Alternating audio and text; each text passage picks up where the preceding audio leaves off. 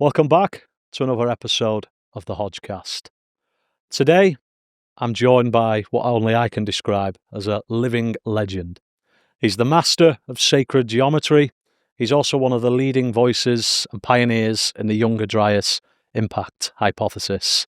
And he's been a dream guest ever since I started podcasting.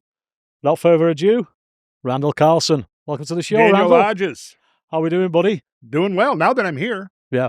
Well, we're in your native Atlanta. Oh no, you're from Minnesota. Minnesota, initially. yeah. I come from Minnesota up there where we. So how come you transitioned to Atlanta? Just Well, I was just young man in 23 years old, and I'd been working construction work.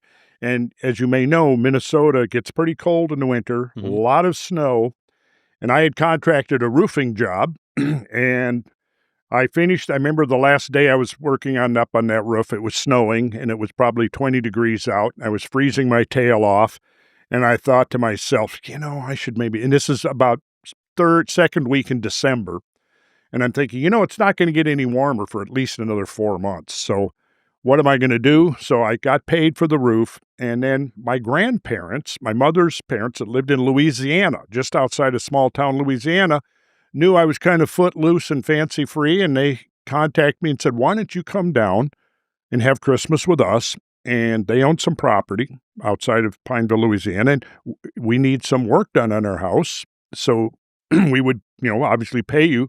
So I left at 2 a.m. in the middle of a snowstorm in my Dodge camper van with the fold-up top and carpeting, very nice, had a sink, everything. I was outfitted for the road, and I headed south. Spent the Christmas with my grandparents. And then about a month or so, I did all the maintenance that they needed, and then my mother at the time was living in Atlanta, and I decided I'd go. Wasn't in any big hurry to get back to Minnesota because it's, late January, early February. So I came over to Atlanta, visit my mother, and she put me up. I was there staying in her kind of luxury apartment, and then her dad, my grandfather, over in Pineville, got ill, and they thought he might not make it. So she left to care for him and left me with the apartment, and it was maybe paid up 6 months or so in advance. I think she paid like a whole year in rent. So there I was in Atlanta. Back then it was known as Hotlanta.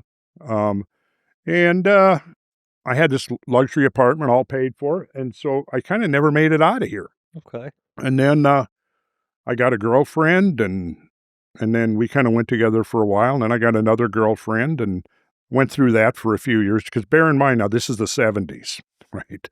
And I'm single, and then I met a lady in 1978, and we hit it off pretty well. I've dated off and on for a few years, and then I thought, you know what?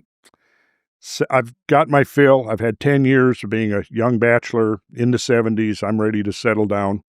So we decided to tie the knot, and we're still together. Oh, fantastic. Yeah, and her family was here at the time, and then I got into the community. I started my own business, a building business, a home improvement business, and then that accelerated. My younger brother showed up in the early 80s, and we joined forces, and we just built up. Pretty soon we had a pretty good-sized company going. We were building million-dollar houses. We were doing design build. And it was through my building work, really, that went back to the 70s, in the early 70s, that got me interested in geometry. We were doing there was a lot of people back in those days. I was pursuing a lot of spiritual ideas and philosophy, and so I had been studying with a Brahmin priest, and he had a guru who was a Himalayan Swami, and we were going to do a retreat for him in the North Woods of Minnesota. So we had an architect in this group who designed a couple of Buckminster Fuller geodesic domes, if you know what those are. I don't know, no. Okay, you've probably seen pictures of them. They're dome shapes. There are a lot of triangles together. Now you've said that, yeah, I think you've spoke about this on another show. Yeah, a lot of people were really into that because it was an alternative to the usual rectilinear cubicle, that everybody was used to. Big problem with them was that they they leaked. Okay. They were, they just, it was hard to keep them sealed against the weather. And also the fact that the way they were, they sloped down, you kind of lost this floor space around the perimeter because you had to duck your head. But anyways, we built 2 of them. And one of them was designed to look like an Islamic mosque with a spire on the top. I don't think anything like that was ever built by anybody else. And it was featured in a national publication called Shelter that came out in 1973. This is 1972 that we were building this. Me and my brothers were recruited to be lead carpenters because we were in the group. We had, our father was a carpenter. And his father was a carpenter. So we'd kind of grown up learning carpentry, and we got recruited to sort of be lead carpenters on these projects. And then when the book came out that featured this, it was called the Bindu Dome. The Bindu represents the point of emanation from which all of creation, you could think of it as the ultimate singularity. Kind of that's the philosophical idea of it. Maybe the singularity that preceded the Big Bang, if you want to put it in cosmological terms. Anyway, they featured this in this book, Shelter, and because it had like photographs in there of like my brother and stuff up there working with his tools and all that, I made sure I procured a copy of it. And then by going through it, what it was a kind of a history of architecture and how humanity interacted with the environment through the medium of architecture. And it went into all kinds of things, from everything as primitive as a yurt up to a Gothic cathedral and temples and everything in between. So one of the things that it talked about in there was the geometry, that, that the cathedral builders were master geometricians. The temple builders in Greece, they had a mastery of geometry. We find it embedded in architecture all over the world, particularly in what we would think of as sacred architecture. Anyways, that was my first exposure to the idea of sacred geometry. And I was very intrigued by it, very interested, because as a kid, I loved geometry and used to draw all the time. And so I started really looking into it. It was the first place I ever heard of the golden section, as it's called, or sometimes the divine proportion. Sometimes the Fibonacci series. I don't know if you know those terms. The divine proportion is a very special mathematical proportion where if you take the length of a line, starting with the simplest, you take a line and you can divide it asymmetrically such that the small part is in the same ratio to the large part as the large part is to the whole line. Does that make sense? Yeah. So the small is to the large as the large is to the whole. And that has very special mathematical properties. And I don't know if I brought a calculator or not. I was going to grab one on the way out the door because I was thinking I would actually get you to do a few simple calculations. We can check if we do a break here. We can check my bag. I think I have a calculator. If not, I've got one on my phone. I can grab that if needs be. So anyways, it is the basis of pretty much harmony throughout all living things and also throughout the crystalline realm. And it's especially manifest in the human anatomy. And I'll give you some examples. I remember I said, picture a line. If you cut it down the middle, it's the ratio is static because this is to this, right? You add them together, you're going to get the whole, but the ratio, if you divided it in the middle, then the ratio is just 1 to 1. You asymmetrically divide it. Let's picture this now. You've got this, and let's say we divide it into 8 equal segments, right? So we could divide it 4 and 4, but that's static. It's not dynamic. Let's say we divide it 3 and 5. Well, 3 and 5 is very close to this dynamic ratio, right? But if we add say it's 8, 5, and 3. If we add the 3 and the 5, we get 8. If we add 8 to the 5, we get 13. Well, let's say that our yardstick is 13 units, and we divide it 8 and 5. Well, now we're going to get closer to that magic ratio. If we add the 8 and the 13, we get 21. So let's take our yardstick and imagine it's 21 equal increments, but now we divide it so that it's 8 and 13. Well, if we actually calculate that ratio, what it's doing, it's honing in on this number that, for anybody who's listening who knows calculus or study calculus, will know what a limit is. A limit is a thing you're approaching. You never actually get there, right? But the limit of this, as you continue increasing the number of units, is approaching this irrational number that rounds off to roughly 1.618033989, etc., out to infinity. You know, the number pi is irrational, and you presumably has no end, right? It never repeats, it never terminates. Well, this number, phi or phi, depending on which Greek dialect you're using, phi, I like phi better, but phi is the same type of a number. It's an irrational number. So you can add, let's say you add the 13 to the 21, then you get 34. Add 34 to the 21, you get 55. Add 55 to the 34, you get 89. And as the numbers get larger, and you take successive ratios, so 89 to 55 is going to be closer. It's honing in on that 1.61800, etc. And what you'll see is if you have this line that represents that limit, right, with an infinite value, what you're going to see is you take successive pairs of numbers, so say 13 to 8, then 21 to 13, then 34 to 21. You'll see that you have a sine curve that goes above that line, below, above, with each successive pair. And somewhere out there in infinity, the line and the sine curve merge.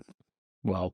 Okay, now let's get down to some practical applications. Remember, take a line, you divide it asymmetrically, so the ratio of the small to the large is the same as the large to the whole. What I want you to do is hold your your arm up like this, and from elbow to fingertip is your cubit. You, Daniel, have your own personal cubit. Okay, now I don't know how long it is. I should have grabbed a measuring tape. We could have measured your cubit. Anyways, your cubit, imagine that your cubit is that yardstick. Now what I want you to do is I want you to feel on your wrist, and you're going to find a space right in there. You find it? I've got it. It's called the space of Destat. I don't know where that name comes from. Well, that space divides your cubit into that ratio. Okay. So the small, this, is to this as from the space, which is really your wrist joint. So from wrist joint, let's tip of the finger to wrist joint, is to wrist joint to your elbow, as the elbow is to your whole cubit. Does that make sense? Yeah. Now, look at your fingers. You've got, notice, let's take your middle finger here, okay? You've got a joint there, and then between that joint and your knuckle here, you see that? That's the same ratio. Then from here to here, see that? Then from here to here. So it's like a symphony of the divine proportion. If you take your cubit and hold it vertically, your space of Destat will mark the distance from the floor to your navel, to your belly button. Oh, wow.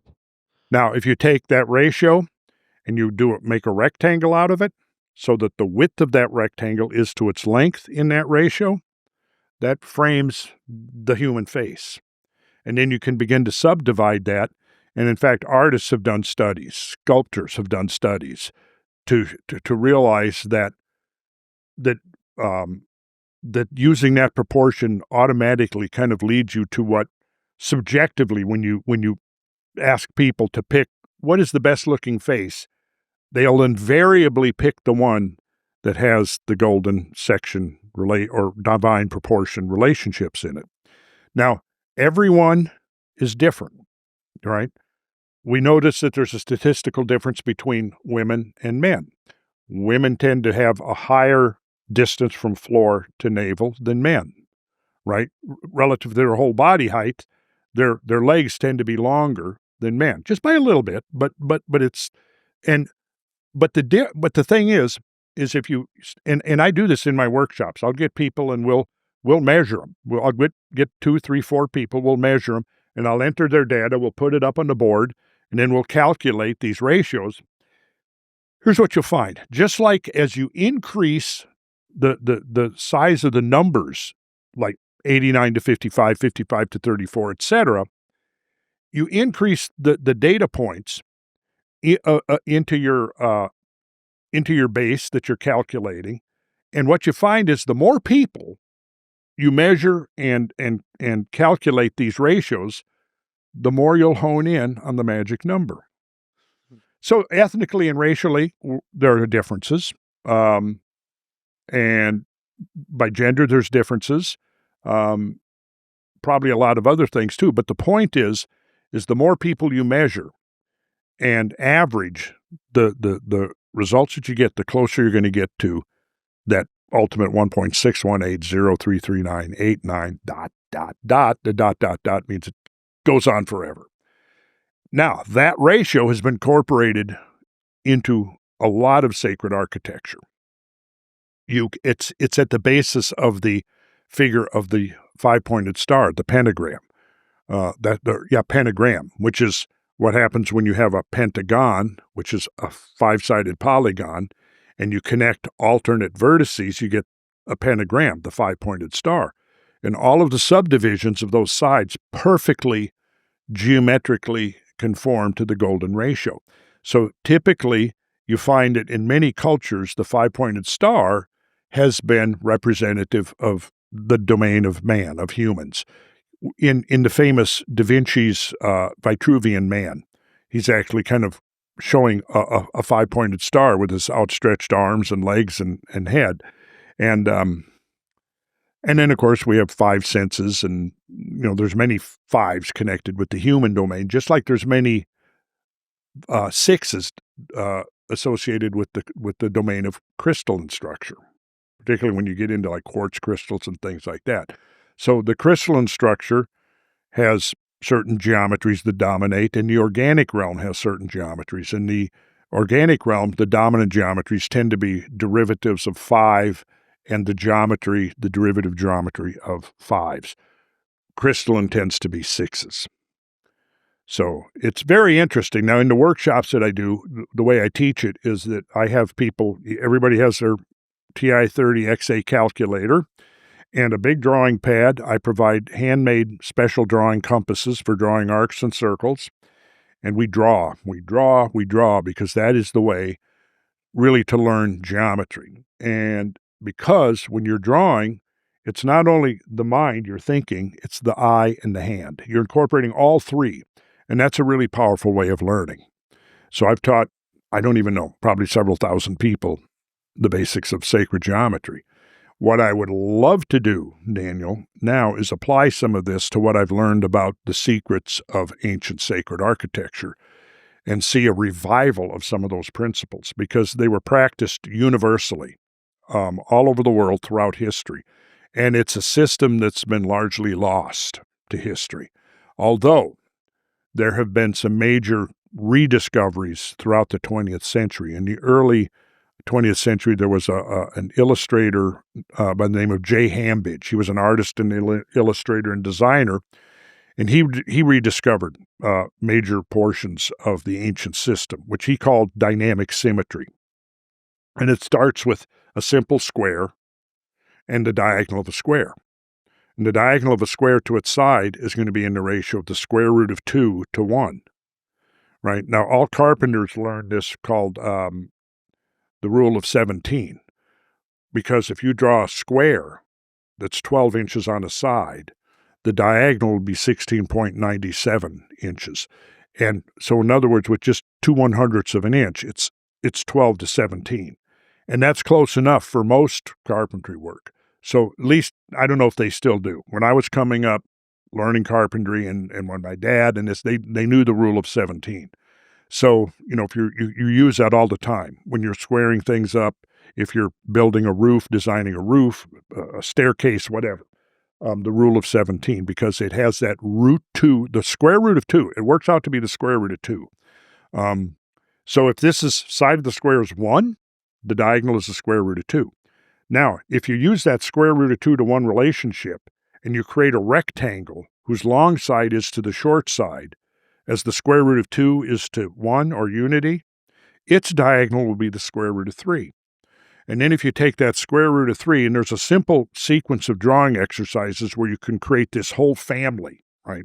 Square root of 3 you use as a diagonal, and it gives you a double square, which was used, King Solomon's temple, the king's chamber in the Great Pyramid, etc. The double square was quite frequently used in ancient temple architecture. Then if you take its diagonal, so you've got 1, still you're holding that as a constant. The short side is 1. The long side starts square root of 2, then square root of 3. Square root of 4, of course, is 2, right? So that's your double square. Then you take the diagonal of that, and it's going to be the square root of 5.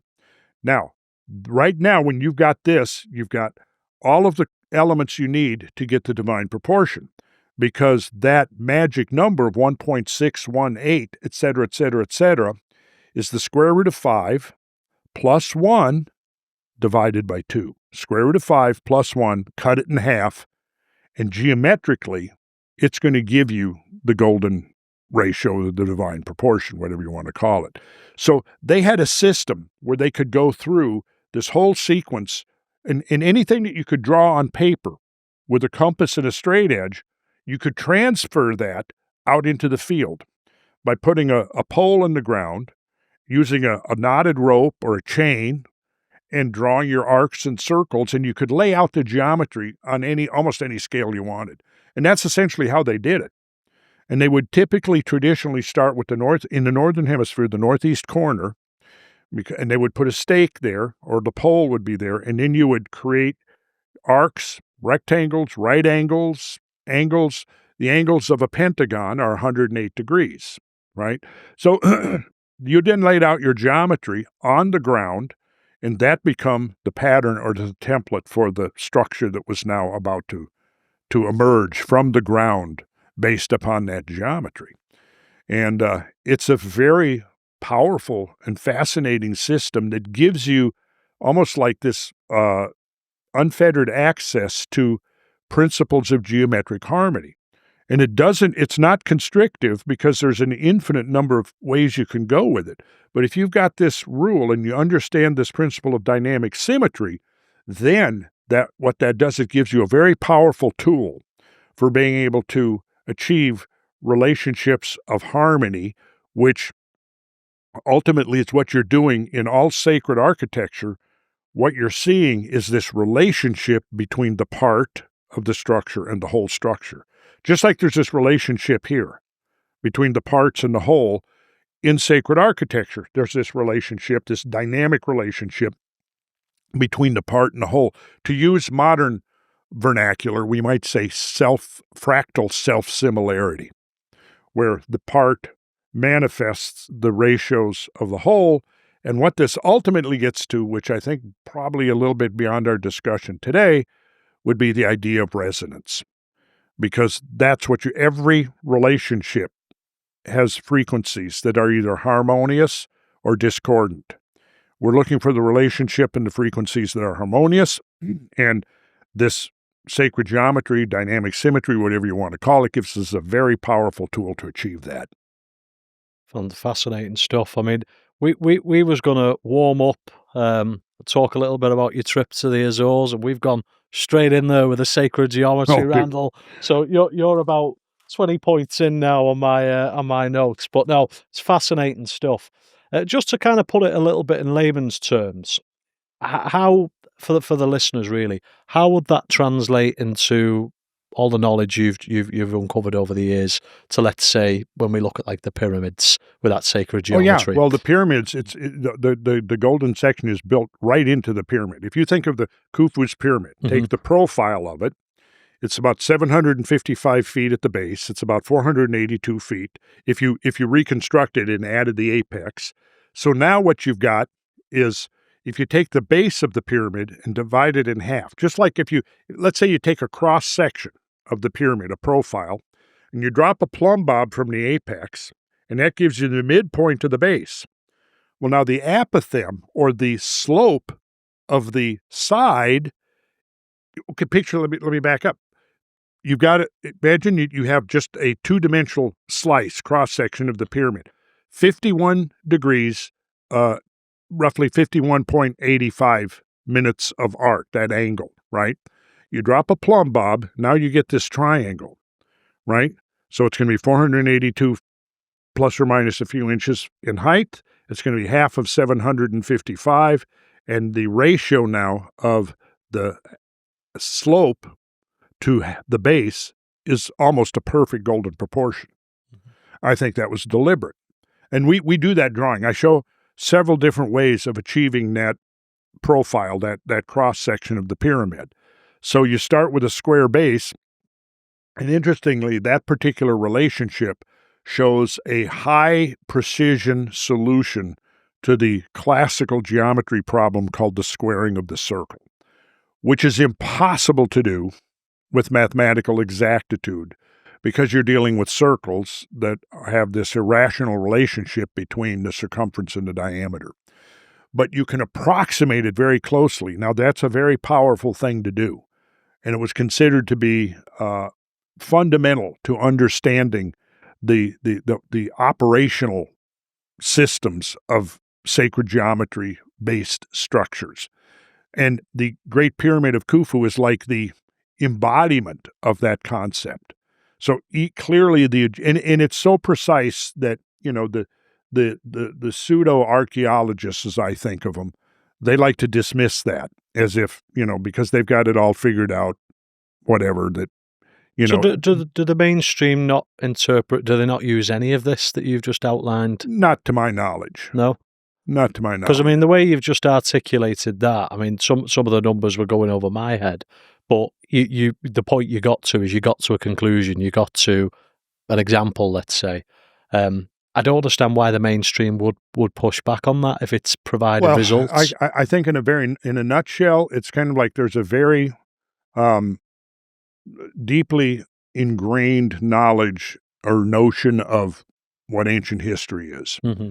And we are now the pinnacle of scientific achievement, technological achievement, of understanding of natural law, and it may be begrudgingly acknowledged that certain cultures in ancient times had very sophisticated knowledge of how things work, and were able to apply that knowledge. But overall, the establishment has a vested interest in keeping this model, the dominant model, dominant.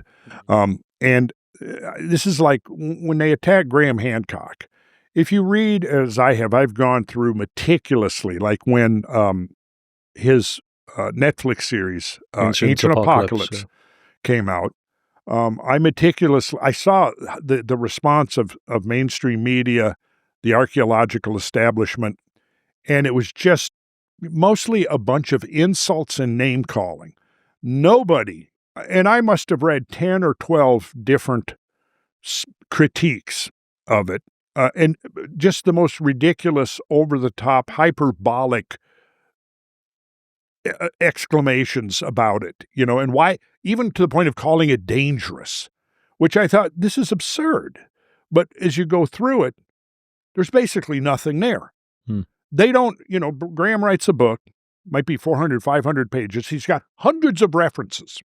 So you can go and you can look at his sources. He's been to, God, I don't even know, dozens and dozens and dozens of countries around the world, interviewed probably at this point hundreds of extremely knowledgeable people about different aspects, some mainstream, some outside the mainstream, yet none of that is even addressed.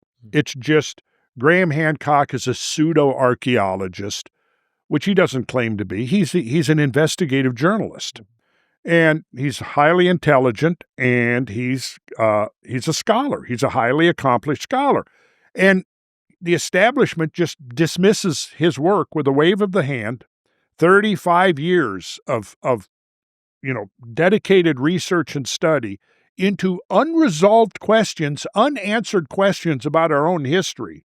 And yet he's considered to be a dangerous white supremacist, a racist, a conspiratorial monger. It's absurd. It's absurd.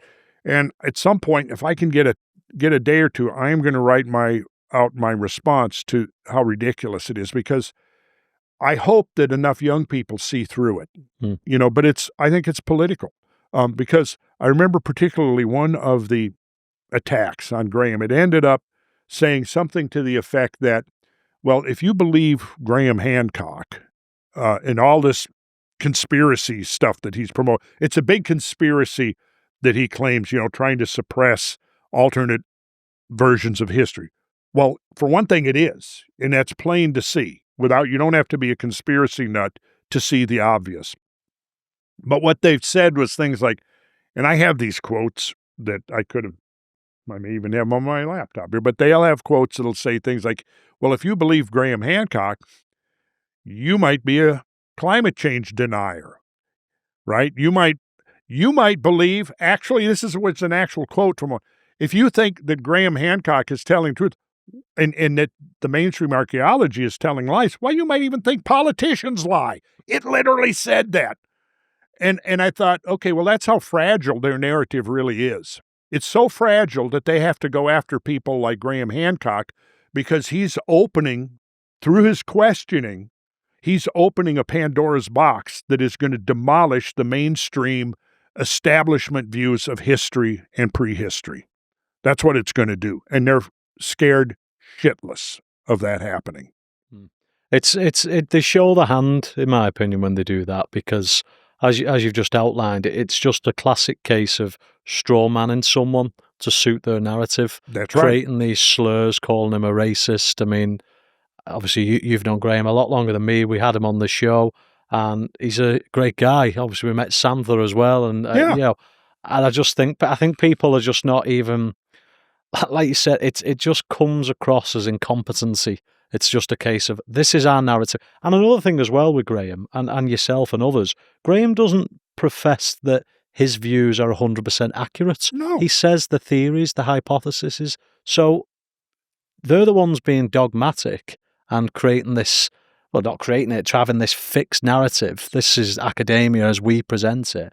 And Graham's just coming up with alternative ideas. But what? Because he's maybe got a bigger following than some of these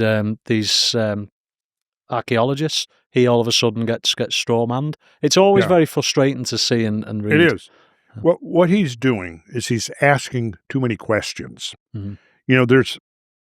You've heard of the Holy Grail. Of course, yeah. Of course you have. And of course, England is, deeply enmeshed with the stories of the Grail. There was legends that it was at one point at Glastonbury. Another one that was maybe down at Tintagel, several places. But, obviously the stories of King Arthur and the knights and the quest for the Grail and all of that, which were all stories that came out roughly between 1175 AD and 1225. Like those stories of the Grail all saw the light of day by a group of authors, Robert de Boron, Chrétien de Troyes, Wolfram von Eschenbach. Wolfram was German. Chrétien was French. Robert de Boron, I think he was English. I'm not 100% sure what he was. Then there was several anonymous ones. Well, that all came out, interestingly, coinciding with the peak of the Gothic building period, which that same roughly 50 years when all of the Grail legends. But the essence of the legend is they go on the quest. Like if you use Thomas Mallory's version of it, Percival is the one who actually finally finds the Grail. And the reason they're looking for the Grail is because the king, King Arthur, has become ill. He's got a wound that won't heal, and he's debilitated. And simultaneously, the kingdom of Luge, which was a metaphor for ancient Britain, had been rendered into a wasteland. And Percival sets out, the knights all set out in their separate ways to find the Grail and discover the secret to the Grail. What it turns out is that the secret of the Grail seems just so elementary that it doesn't, initially doesn't even seem profound. But the Grail, the secret of the Grail is that the land and the king are one. The land and the king are one. Now that takes us into a whole nother realm of what the ancient royal bloodlines were originally all about, right? But so when Percival eventually finds the Grail, he brings it back, he restores King Arthur to health. simultaneously the wasteland comes back to fertility and fecundity and so on. Well, if you go back and you look at the stories of King Arthur, they're set very clearly in a historical epoch that would have been right around the late 530s to the early 540s. In fact, there's the famous battle at Camlan, where Arthur was killed battling his bastard son Mordred, who was trying to take over the kingdom of Camelot, right? They have this big battle, the epochal battle, and Arthur and Mordred end up killing each other.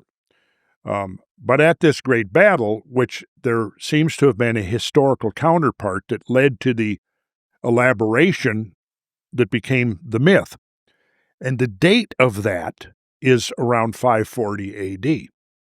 Okay, now interestingly, science, completely independent of any stories about the Grail, discovered, and this was by dendrochronologists. Do you know what a dendrochronologist is? I don't. Okay, very simply and quickly, a dendrochronologist is a scientist that studies ancient trees.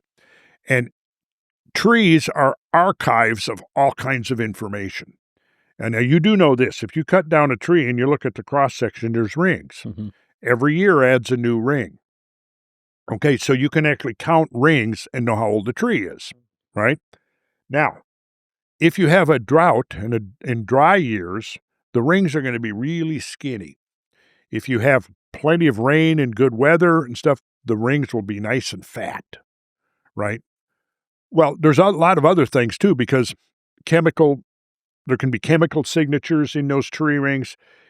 They can be used to decipher what the climate around that, when that tree was growing, the climate leaves an imprint every year into those rings that now can be deciphered by dendrochronologists. Well, dendrochronologists looking at trees that had been growing in the 530s and 540s made an interesting discovery. What they discovered is that for almost a decade, tree growth, which translated into forest growth over the whole northern hemisphere, drastically slowed down, even almost appeared to come to a screeching halt for about a decade. And they began to look at other temperature proxies and came to the conclusion that the year 536 AD was the coldest year of the last 2,000 years. They discovered that in the aftermath of that, England was rendered virtually into a wasteland. So science, in its own way, confirmed certain elements of the Grail stories, that perhaps the roots of those Grail stories go back to this time when humanity was highly stressed by a very disastrous type of climate change. Now, in the story, Percival has been wandering for 5 years, and he comes upon a river. And there's an elderly man fishing in the river. He's known in the story only as the Fisher King. And Percival asks him he's looking for the Castle Corbenic, because he's heard at the Castle Corbenic that's where the Grail is being kept. And the old Fisher King, there fishing in a boat in the river, whose identity you don't at that point really find out, gives him directions. So Percival goes and he finds the Castle Corbenic, and he's welcomed and he's brought into this great hall with sparkling lights, and he's set down on a sumptuous couch, and he's brought all kinds of food to eat. And then a procession comes through of young people, and they're carrying all kinds of symbolic objects, right? A candelabra and when they walk in with the candelabra, it lights up the whole great hall that they're in, bringing a platter. And in one case, there's a head on the platter, right? Then finally, a maiden brings in the Grail, and it's so bright and luminous that it just lights up the whole, like it's the sun has been brought in. Meanwhile, food stuff is being brought in, and turns out that this ailing king is in the next room, and they bring this food and they're feeding him. And Percival is sitting there and he goes, what does all this mean? He's convinced it has some kind of meaning, but in his training as a knight years before, he had been told by his mentor that, don't ask too many questions. It's better for a knight to hold his tongue and not say too much, because you might say the wrong thing and compromise whatever it is, whatever you're trying to achieve. So Percival is remembering that, and he doesn't answer. He doesn't ask the question or any question like, what does all this mean? Why are you showing this to me? And he was so blown away and amazed by this whole procession in this tremendous hall that he was in, that he was just kind of overwhelmed, and he didn't ask anything. He didn't ask the question. Well, then the whole ceremony is over, and he's led to a chamber where he goes to sleep, and he wakes up in the morning, and he comes out. There's nobody there. And this castle that he's in looks like it hasn't been inhabited for hundreds of years. There's dust. It's dank. There's spider webs. It's like, was this a dream that I had? And he doesn't know what to think. And he goes out and he's wandering back through the forest, and this old hag comes running up to him screeching. She says, you failed in your mission. You failed. You failed.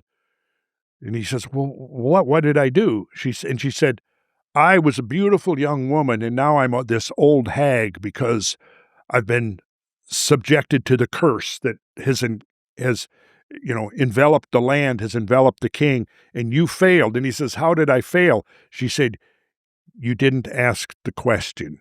This whole thing was set up for you to ask the crucial question. And the answer to that question would have given you the solution to all of it. And you didn't answer it. You sat there mute. So he had to wander for another 5 years.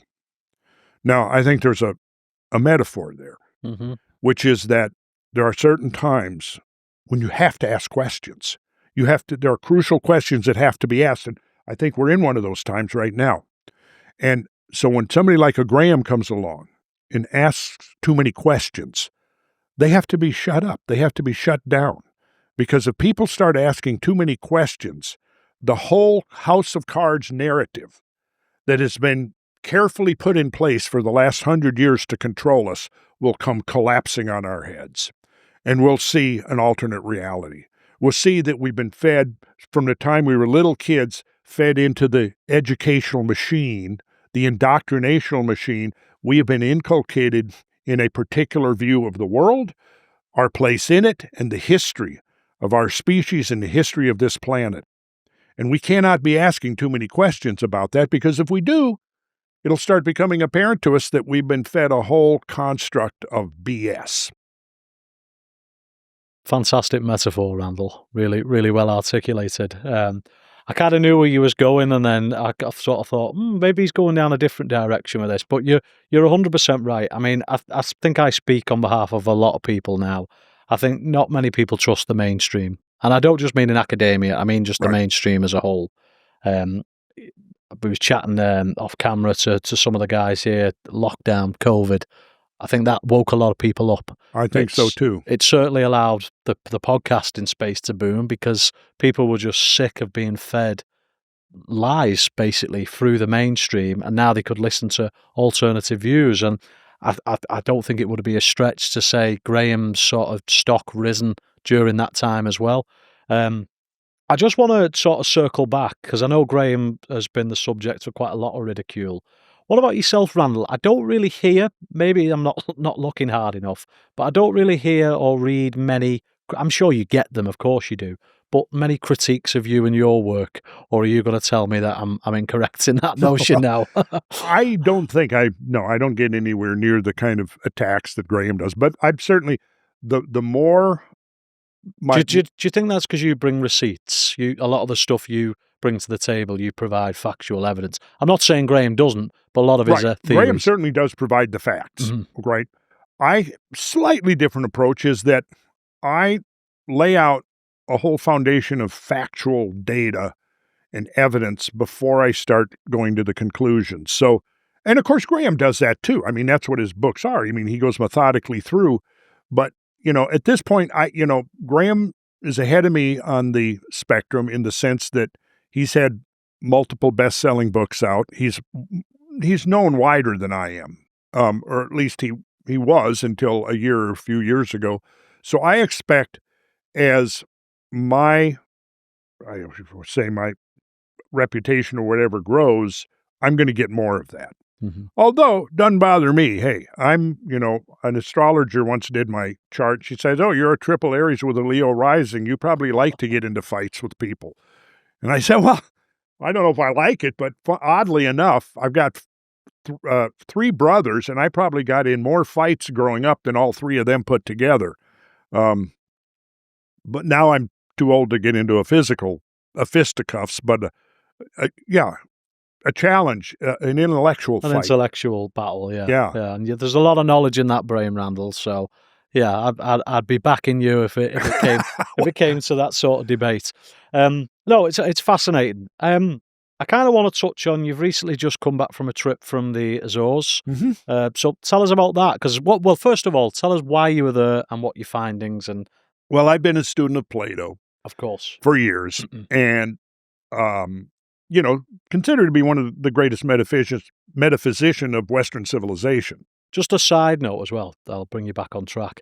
I think you've been on Rogan or a few other podcasts, I'm talking probably about a decade ago.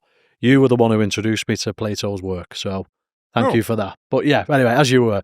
Okay, well, I think I first read Plato. Well, back in the 60s and 70s, there was kind of this revival of interest in Atlantis.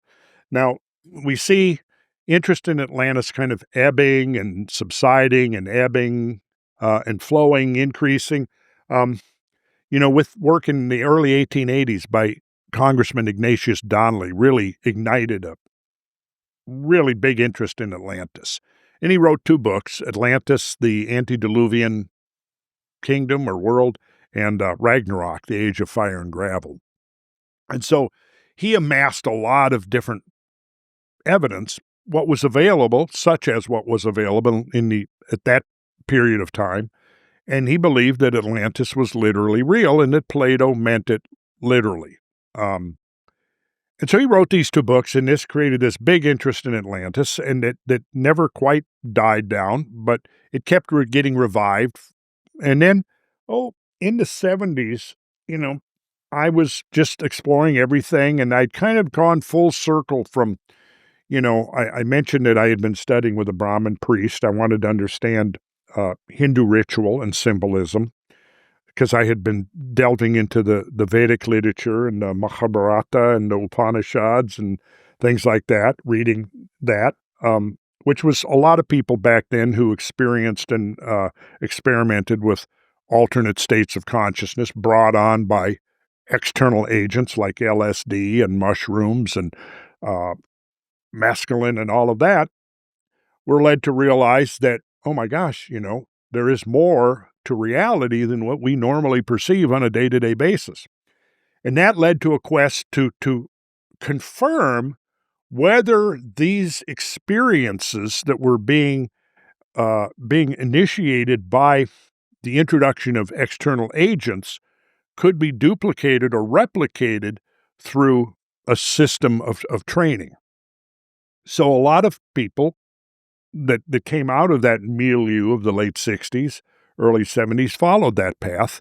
And at that time, there was a lot of spiritual teachers who had come from the East. I mean, a long list of them, including the one that I eventually came to study with. So I studied with a Brahmin priest, then I studied with a Himalayan Swami, then I studied with a Sufi master, trying to see, where that perspective is coming from. At the same time, I began reading the Bible, and, I began immersing myself in books like the Tao Te Ching, which was the from the Orient, and looking from the Orient to the Middle East, then kind of discovering around the mid-70s the Western metaphysical and spiritual traditions, and realizing, my gosh, there's as much here, I thought you had to go to the East to find this depth of spiritual knowledge and wisdom.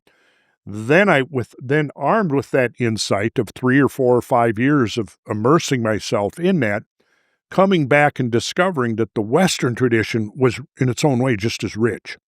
So that's when I began reading, Carl Jung, Mircea Eliade, who was the famous mythologist.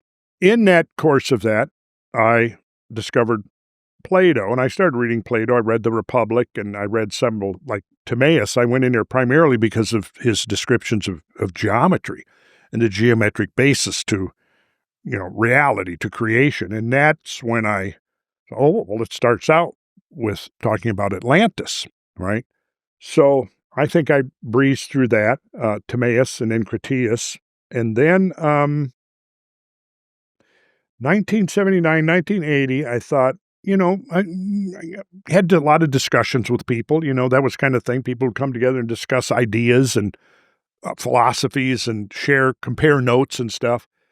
I decided I'm going to see what this Atlantis thing is. And there was 2 books that had just come out. One was called The Secret of Atlantis by Otto Mook, who was a German physicist. And the other one was called The Quest for Atlantis by Cedric Leonard. So I read those 2 books back to back, and some very interesting ideas. One, Otto Mook proposed that the Atlantis was real. It was a mid-Atlantic island, large island, and it was destroyed because Earth got struck by a comet that came in over North America, fragmented, the main nucleus fell into the Atlantic Ocean, and the spallation byproducts of this object entering the atmosphere created what are called the Carolina Bays along the southeastern coast of America, right?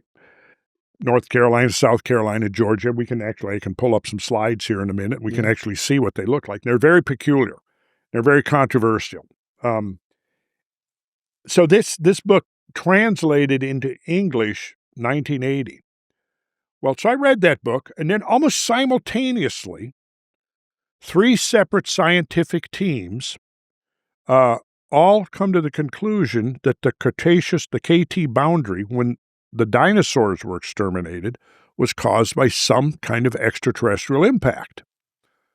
Well, that was a major turning point in our thinking about Earth history, because prior to that, there was a strict gradualism, a uniformitarianism, as it was called, that dominated geological thinking about Earth history within the academic realm, and had been really since about the 1870s, when geology went from the province of the gifted amateurs who were out there observing the landscapes with their own eyes.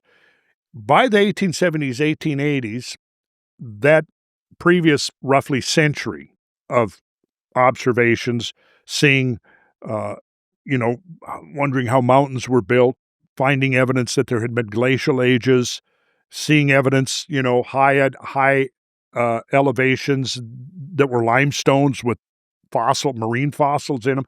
A lot of questions. Well, come to the late 1800s, geology became an established academic discipline. And there was a group of them that got together, and they looked at the work of James Hutton, James Playfair, and Charles Lyell, who codified the idea of gradualism. And what had happened is, in the previous half century or so, the belief that the Earth was only a few thousand years old, based upon biblical reading, now scientifically, it was believed now to be millions of years old. Well, the transition here, and I'll come back to the question, the transition here was that now that we've got millions of years, we don't need catastrophes. And virtually all of the founding fathers of earth science, the geologists, were catastrophists. They looked at the landscape around them unencumbered by dogmas or doctrinaire filters, and what they saw spoke to them of ancient catastrophes. Well, now come Hutton, Playfair, and Lyell, and they're saying, well, we've got millions of years. We don't need that because we can accomplish everything that is seen in the landscape incrementally. We can see it one grain of sand, one drop of water at a time over millions of years can accomplish everything. The doctrine of uniformitarianism said, based upon that assumption, what we'll do is we will look at the changes we see presently occurring in the landscape, which are mostly slow. Now, there's regional and localized, you might have an earthquake, you might have a volcanic eruption, but certainly nothing on a global scale or even a hemispheric or continental scale. That's simply going to be a regional event or a local event. They allowed that, right? But there was no real interruption to the placid continuity of this slow incremental change. And this concept of change became so embedded into geological thinking that was now declared to be unscientific to invoke anything on a scale or a magnitude or a rate that we don't see today. Catastrophism got pushed aside and forgotten. Now, what does Plato do in his first thing he gets into in Timaeus? He talks about catastrophes happening, and he very explicitly gets into talking about the frequency, the periodicity of catastrophes, and it was one of these catastrophes that destroyed Atlantis. That's what he talks about in Timaeus.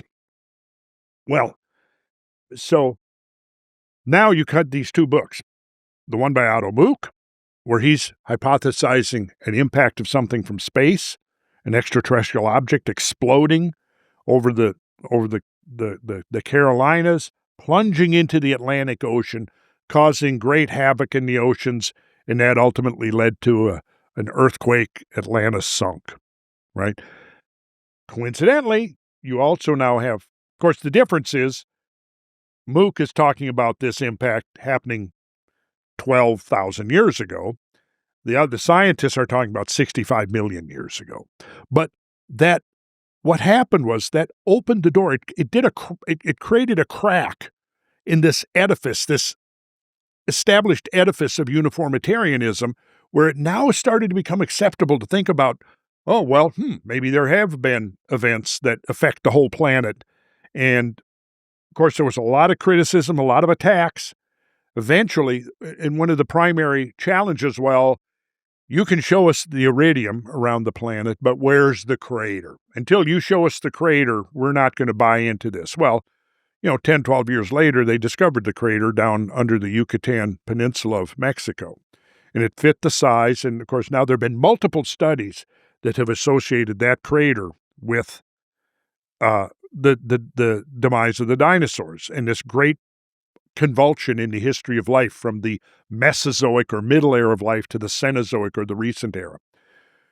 Okay, so now since then, fast forward to 2007, now there was a mass extinction that occurred at the end of the last ice age. That mass extinction exterminated half of all megafauna on Earth. Now, what do I mean by megafauna? That is a species of animal that's more than 100 pounds or 44 kilograms in body weight.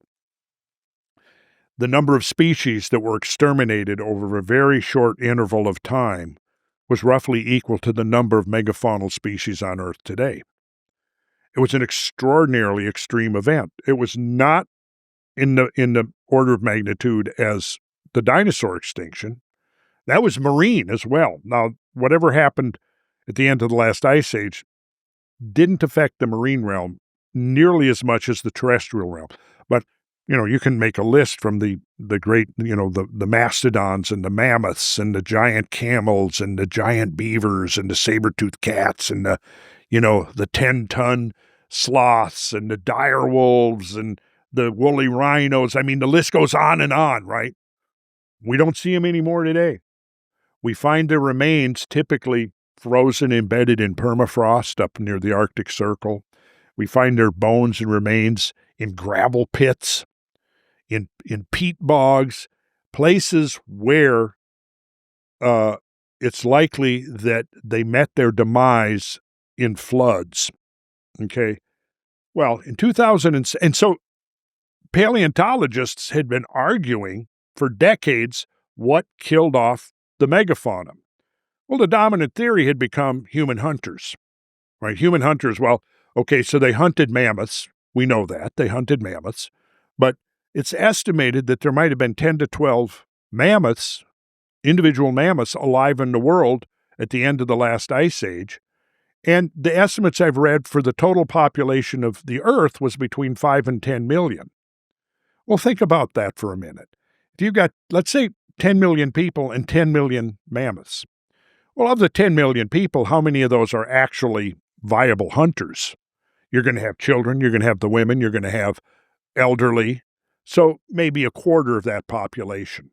Now, let's say you've got 2.5 million people. They're going to be able to exterminate 10 or 12 million mammoths so quickly and so completely, so comprehensively that there's not one mating pair left to rebuild the species?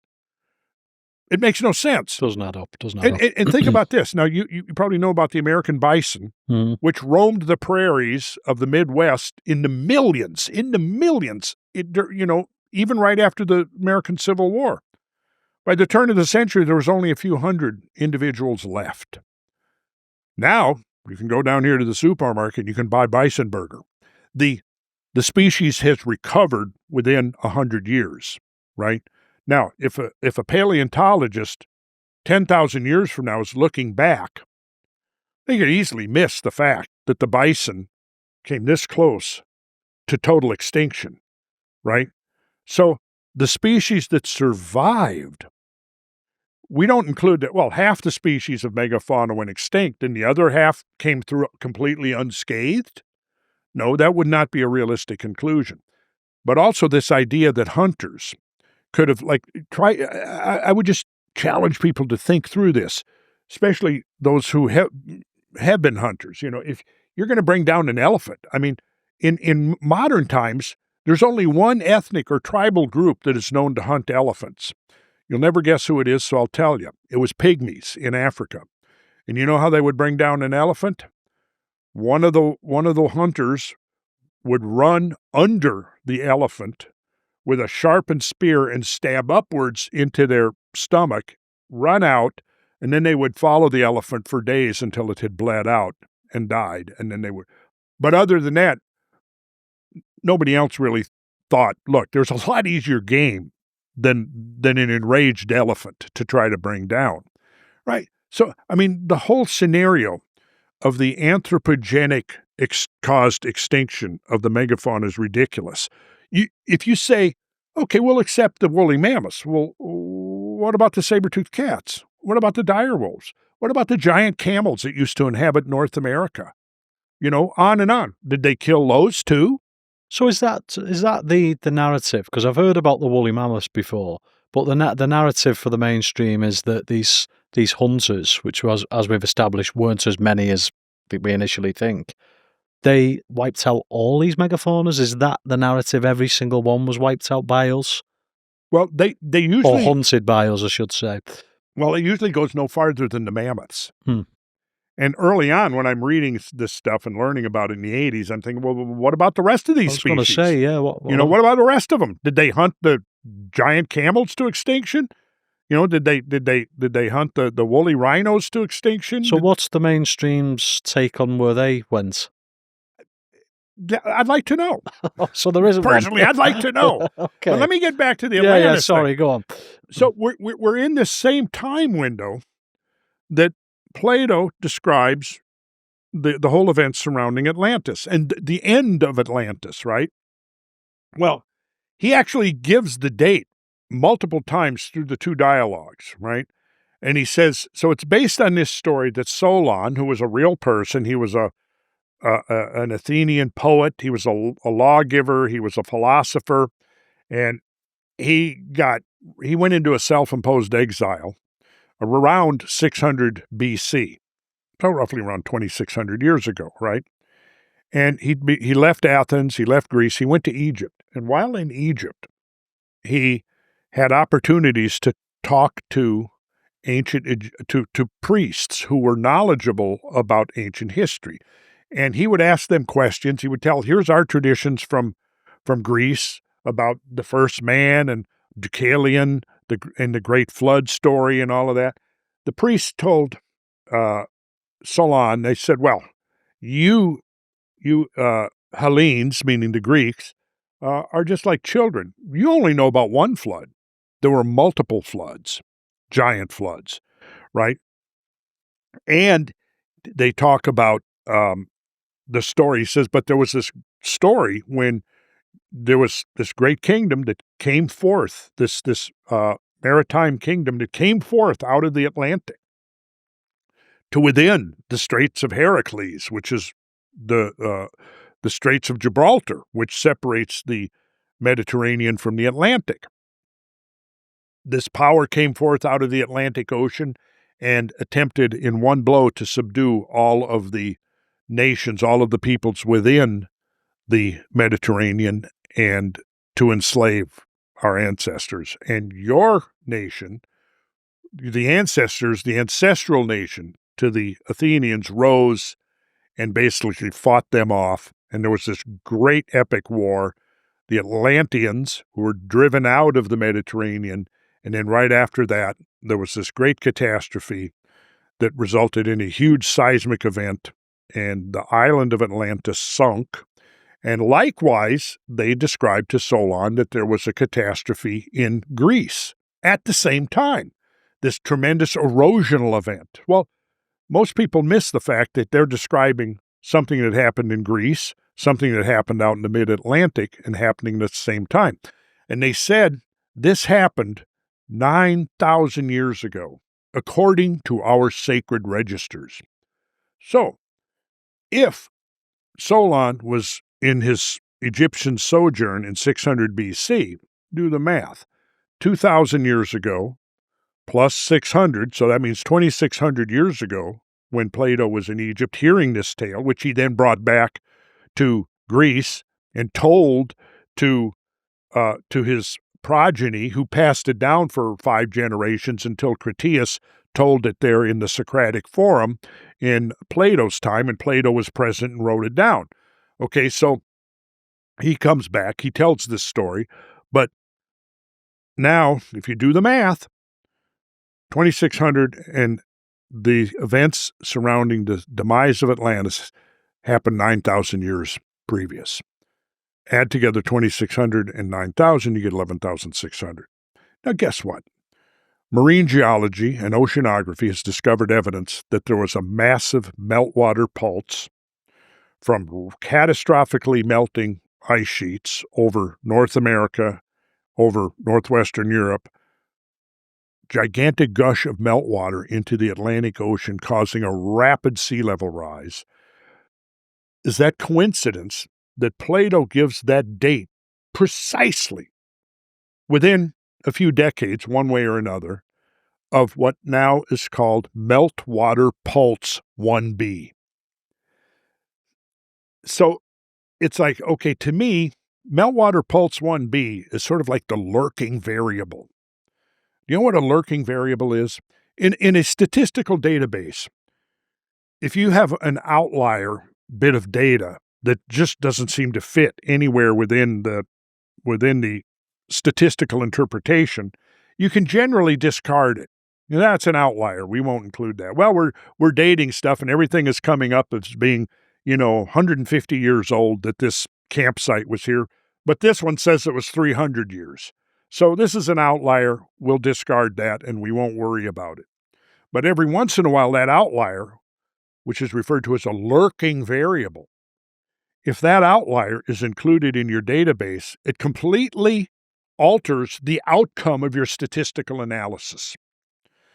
I think that meltwater pulse 1b and its correlation with Plato's timeline is a lurking variable, because what it suggests is that either it's a remarkable coincidence that he pinpointed a date, 2,300 years before scientists discovered this evidence for meltwater pulse 1b, and the cataclysmic melting of the ice sheets that was implied by that rapid sea level rise. I say, let's not just assume that that's just merely a coincidence. And maybe Plato was onto something.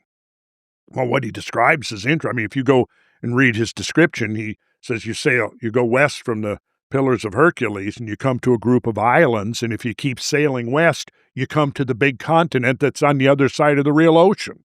I mean, he literally says that. I could pull up the quote right here and read it. Like, wait, time out, let's stop right there. There are islands, right where he says there were islands. And then if you keep going, yeah, there's a continent. It's called North America. Is that another lurking variable? Is that another little bit of isolated evidence that maybe there were people in the ancient world that knew about the continent on the other side of what they call the real ocean? Because as Plato says, this Mediterranean, that's just like a harbor compared to the real ocean. But if you go across that real ocean, then you get to the real continent, he says. Another coincidence? Or is there more going on here? Now, see, mainstream archaeology poo-poos. It's wave of a hand and it all goes away. No questions raised, etc. If you even mention the A word, you're discredited. Get out of here. He believes in Atlantis, right? Well, the reason I went to the Azores was because Plato provides very explicit and specific clues as to the nature of these islands that he's calling Atlantis, right? And some of them are very specific, having to do with, groundwater hydrology, the petrology of the rock types. So that's what I was doing. I was exploring that stuff and correlating it. I mean, I was using Plato's dialogues almost as the field guide, right? And guess what? He describes the cities on Atlantis being built with stone that was white, red, and black. Well, there's white, red, and black stone all over the Azores. He described how the gods brought up springs from deep underground that simultaneously one spring was cold water and one spring was hot water. Well, you go to Furnas on São Miguel, and exactly what he's described there it is. Springs coming up cold water, spring coming up hot water. And it goes from there. I mean, so what I was doing was correlating to see how much, because what I was, and of course there's going to be people, Randall thinks that blah, blah, Azores was Atlantis. No, let's clarify that right now. No, that's not what I think. What I think, though, is a very careful reading of Plato, that of all the places, a couple of dozen places around the world that have been proposed as a site for Atlantis, that complex, island complex, sitting astride a triple plate junction over the mid-Atlantic ridge, is the most likely and most consistent with Plato's account. And it even goes so far as that if you look at the geology, there is overwhelming evidence that the 9 islands of the Azores are the tops of mountains whose the base is part of a sunken microcontinent, as it's called. And the evidence for subsidence is pretty much overwhelming. So in my studies leading up to this, which actually go back years, I procured most of the papers on marine geology and oceanography that are relevant to what happened along the mid-Atlantic ridge, which is some of the thinnest crust on Earth. And a triple plate junction is going to be one of the most flexible in terms of vertical movement of the crust. We all know about plate tectonics and continental drift, which is lateral movement of the Earth's crust and the plates. What is less well known to people is isostatic movements, which is vertical, right? And the geoid of the planet is always striving towards equilibrium, which means that if, for example, you've got a couple of quadrillion tons of ice piled up on North America, crushing the North American continent down several thousand feet, and you, in a geological instant, remove that, there's a rebound, which we know, we can document it because you can see shorelines up around Hudson Bay that are 1,200, 1,500 feet and more above modern sea level, right? All those multiple quadrillion tons of water melting from the glaciers, get dumped into the North Atlantic. First place they go, most of them, the North Eurasian, the Northern European Scandinavian ice sheets that covered about 3/4 of the British Isles, all get dumped into the North Atlantic. There has to be a isostatic response. There has to be. It's the physics of the geoid. It's a subject called rheology, which looks at what happens when a material or a fluid is subject to stress of various kinds. So as North America is rebounding, somewhere else it has to be subsiding. And we can pinpoint where that was. It was along the Mid-Atlantic Ridge. And right there, where Plato describes it, there is what now marine geologists refer to as a microcontinent. And that microcontinent is now more than a mile below sea level. But there's evidence there that it was above sea level not long ago. In fact, during the Ice Age. So my contention was that of all the places, if you look at Turkey, you look at it's been proposed recently the Rishat structure in Mauritania. It's been proposed that it was it was Antarctica, that it was England, that it was Cuba. I mean, that it was Santorini in the Eastern Mediterranean. The list goes on. And all I'm saying is that I haven't proven anything other than to demonstrate that of all of the proposed locations of Atlantis, there's one that fits the details of Plato's narrative much more closely than any of the others.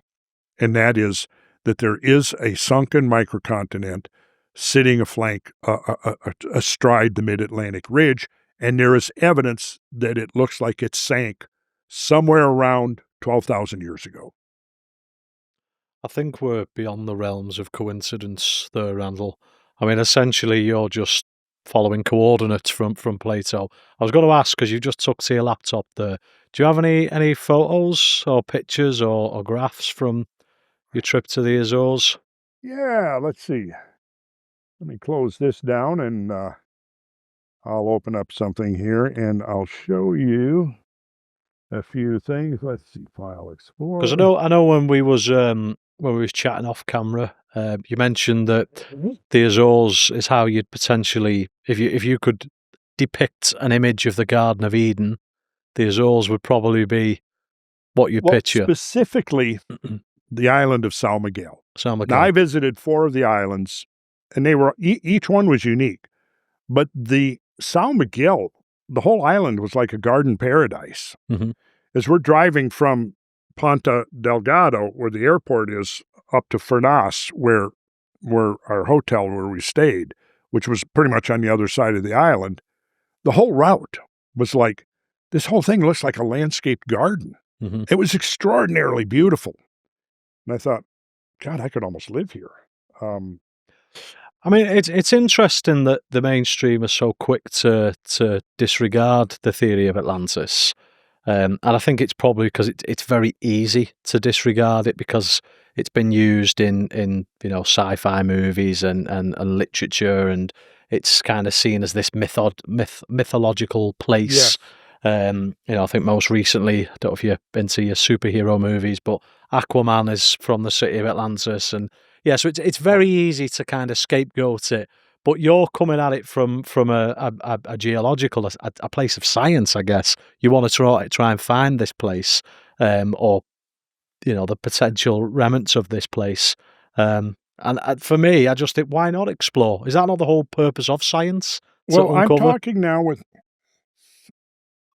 a group that is one of the preeminent submarine explorers in the world. As a consequence of this trip. Okay, let's hear more about that. So I'm not going to talk too much about that yet. Oh, okay. Because it's confidential at the moment. It's not officially confidential, but sometimes I don't like to just blurb things out prematurely. Okay. I've already said though that I don't know if I'm going to be going. They own submarines. Okay. Submarines that can go as deep as 15,000 feet. And I said, I don't think we're going to need to go that deep. I think a mile to mile and a half is really about all we're going to need to go. I don't know what we're going to find, but in my discussions with them, I made it clear that I think there's two parts to Plato's narrative. Timaeus is mostly geographic and geological, and that's what I was exploring when I went to the Azores. Now, Critias describes this the city and the infrastructure. Well, you can believe in the veracity and viability of the geological without necessarily assuming that everything that he's describing in Critias is to be taken literally. Because, the critics basically say Plato just meant this as a metaphor for his concept of the idealized socio-political system as he conceived of it, right? So he used this metaphor of Atlantis. Well, so what I would say at this point is that I think it's beyond conjectural to say that there was a tradition of an Atlantean culture, if you will, empire even, independent of Plato, that probably preceded Plato. And I number of reasons for that. But he describes the geology, which is very consistent with, and the geography with what we can find there. Now, the second part of it, this tremendous ringed city that he built with the canals, the great canal system and all of this, and the temples that they built, is that real? Well, we don't know. I don't know. Could be. Now, if an expedition goes down and can actually discover some remnant like that, well, yeah, that would convincingly confirm the case that, could have been Atlantis, totally like Plato described. Or maybe there was a tradition of an island civilization, which now I think the geology is consistent with that. But then the second part, maybe that was metaphorical. I don't know the answer to that. But if this city was real, if the whole urban infrastructure that he describes with the system of canals and all that was real, there's probably a remnant of it. The problem is in the violence and the chaos of a very large seismic event. You would have had huge amounts of mud and sediment lofted into the ocean water, and there's actually a term for that, turbidity current. And a turbidity current is a current of water, could be in an ocean, it could be in a lake, whatever, and it's choked with mud. Well, then when that settles out, it creates a turbidite. And a turbidite is just a thick, chaotic layer, basically, of mud. It could be hundreds and hundreds of feet thick around the base of these islands. So if you had any kind of an infrastructure, and this is what I suggested when I was having the conversation with the representatives of this group, is that probably need something like side scan sonar and do a subsurface survey, a survey penetrating through the mud and turbidites that surround the microcontinent. And they have that technology.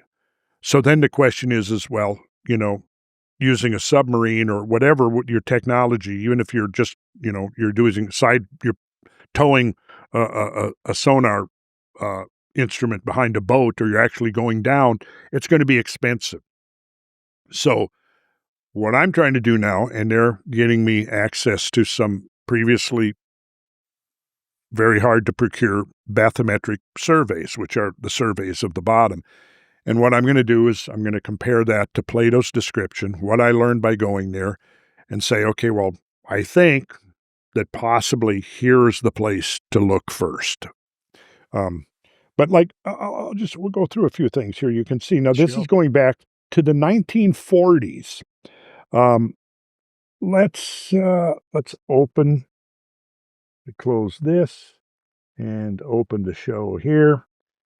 And I'm calling this Scientific Evidence for Atlantis, demonstrating the veracity and accuracy of Plato's account. We're going to skip through some of this. This goes back to 1948.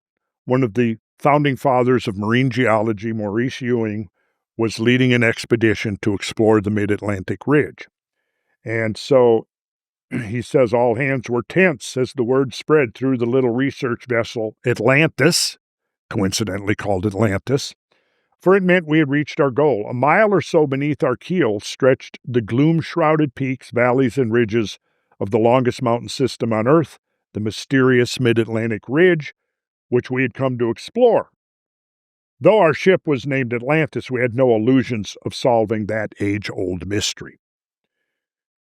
And then he said a rather wild idea had led us to devote 4 hours to a particular rock dredging, going down and picking up boulders.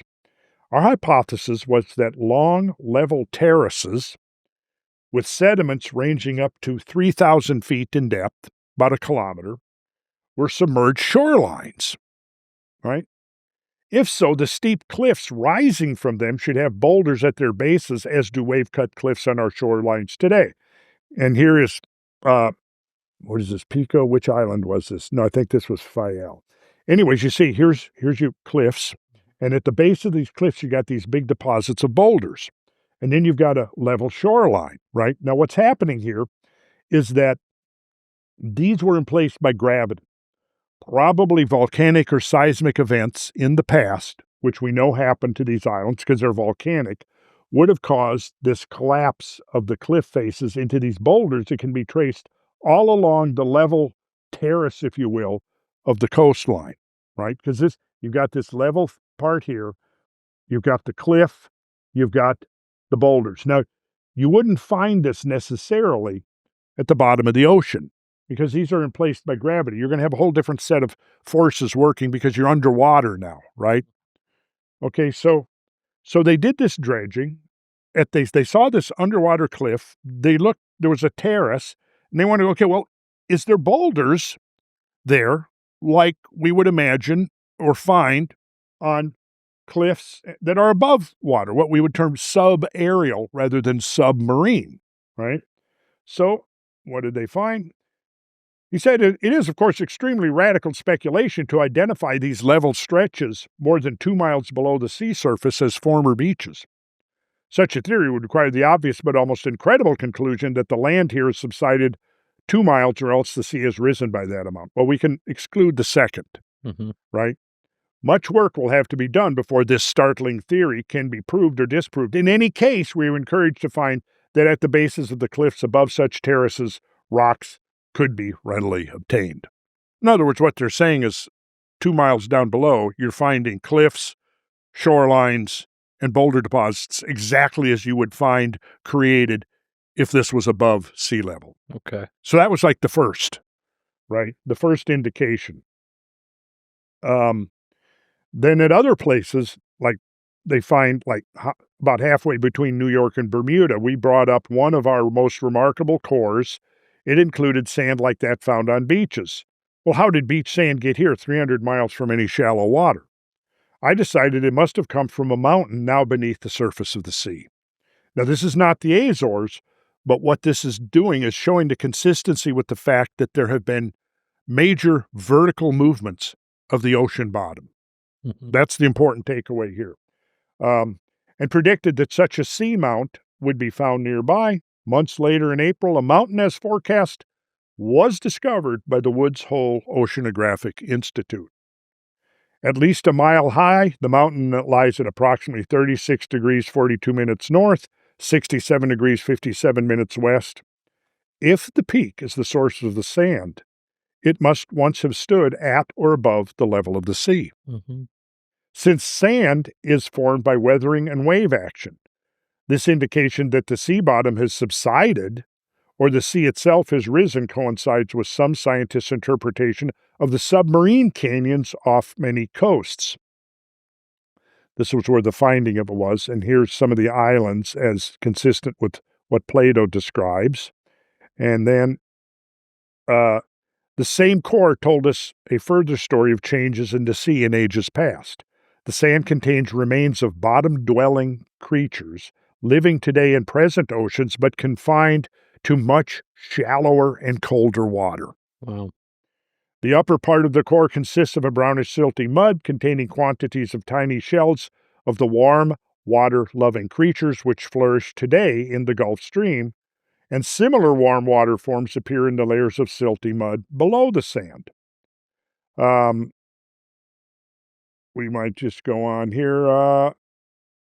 So this was the second expedition back the following year. So the first thing we were quoting from was 1948. This is a follow-up expedition from 1949. Stand by to lower away. As this cry sounded, all hands crowded to the rail of our little research ship Atlantis, rolling easily as she lay hove to on the gray mid-ocean swells. It was a tense but eagerly awaited moment on our second voyage of exploration of the Mid-Atlantic Ridge, the world's longest mountain range, which runs a full mile deep under almost the whole length of the Atlantic Ocean. Some of the things we found on this second cruise create new scientific puzzles. One was the discovery of prehistoric beach sand in two core samples of the bottom, brought up in one case from a depth of 2 and in the other nearly 3.5 miles, far from any places where beaches exist today. Sometime in the distant past, this sand found deep beneath the ocean must have been located on a beach, at or near the surface of the sea. Either the land must have sunk 2 or 3 miles, or the sea once must have been 2 or 3 miles lower than now. Either conclusion is startling. So it goes on. So this was a follow-up expedition led by Hans Petersen in 1954 that did a study of the ocean floor. He's talking about a very different type of deep-sea sand, slightly north of the equator. Here, from a depth of about 4,400 meters, the core sampler brought up a core nearly 9 meters long, the uppermost parts of which consisted of fairly homogeneous, fine-grained deep-sea clay. In the lower part, several layers of sand were found, which mineralogical examination showed to be not mafic, which is magnesium and iron, which is the main minerals in ocean floor, right? Ocean rock, but of continental origin. That is derived from a coastal shelf or some continent or large island. Well, there you go. We can go on and on and on with this, Daniel. You see where I'm going? Oh, yeah, 1,000,000%. Yeah. That was done. So when was the first one done again? Sorry, that was in 48, the 40s? followed up by 49. This one is 54. And they're just finding more and more evidence that backs everything up as the more they look into this. Fascinating. I'd not seen any of this before, so most people haven't. Yeah. In fact, I basically don't know anyone who's okay. So, but I don't know anyone who's I'm sure there's somebody out there who's done this, but who's systematically gone in, looked at details of Plato's account, and then gone through the scientific literature, which I've done meticulously and exhaustively to find this stuff. See, one is at a loss to explain how these products of a coastal shelf and supramarine vegetation could have been carried to the position of the find. The nearest part of the coast of South America is the Amazon estuary, situated at a distance of about 500 nautical miles. Moreover, Locher, who is one of the scientists, has found similar sand horizons occurring in cores taken from a stretch of the equatorial Atlantic bottom running northwest to southeast from the position given above. In the event that a large island harboring vegetation and with a fairly extensive shelf crowned the mid-Atlantic ridge northwest of St. Paul's Rocks, and get this, became submerged during a catastrophe of seismic. Every time I read that, I get the goosebumps on my legs. During a catastrophe of seismic volcanic character a few 100,000 years ago, material like that found in the albatross cores might have become distributed over the ancient sea bottom. Well, we're going to find out that the catastrophe occurred much, much more recently than several 100,000 years ago. But see, here they are. They're actually opening to the idea. And because so much of this is new and pristine back mid-20th century, and so you don't have this coterie of defenders of the status quo immediately, swarming and descending on this research to try to discredit it. But this will be the fine one. So you have these seamounts, which are, let's see here. If I can find there we go. Look at this. Okay. So here's your mid-Atlantic ridge. Okay. So, oh, yeah. Here's the Azores Plateau right here. Here's the Pillars of Heracles. So the Mediterranean is here. Plato describes sailing west coming to a group of islands, then coming to Atlantis, then going on and coming to the real continent beyond. I can show you the quote. Oh, yeah, He I've seen it. describes the geography exactly. Precise, yeah. Exactly. Now let's back up here. South of there, you can't really see them too well, but right here, this cluster, these are the seamounts. They're submerged mountains under the sea. Okay. Okay, there's three of them, three of big ones. They are the Atlantis, Cruiser, and Great Meteor seamounts. They rise from a broad ridge or plateau, which extends from the mid-Atlantic ridge, blah, blah. The Atlantis seamount, briefly explored in 47 and 48, was found by echo sounding and submarine photography to have a fairly flat bedrock summit area at about 180 fathoms, not that deep, covered in some cases by cobbles, rocks about the size of your fist, and in other cases by current rippled sand. About a ton of flat pteropod limestone cobbles was dredged from the...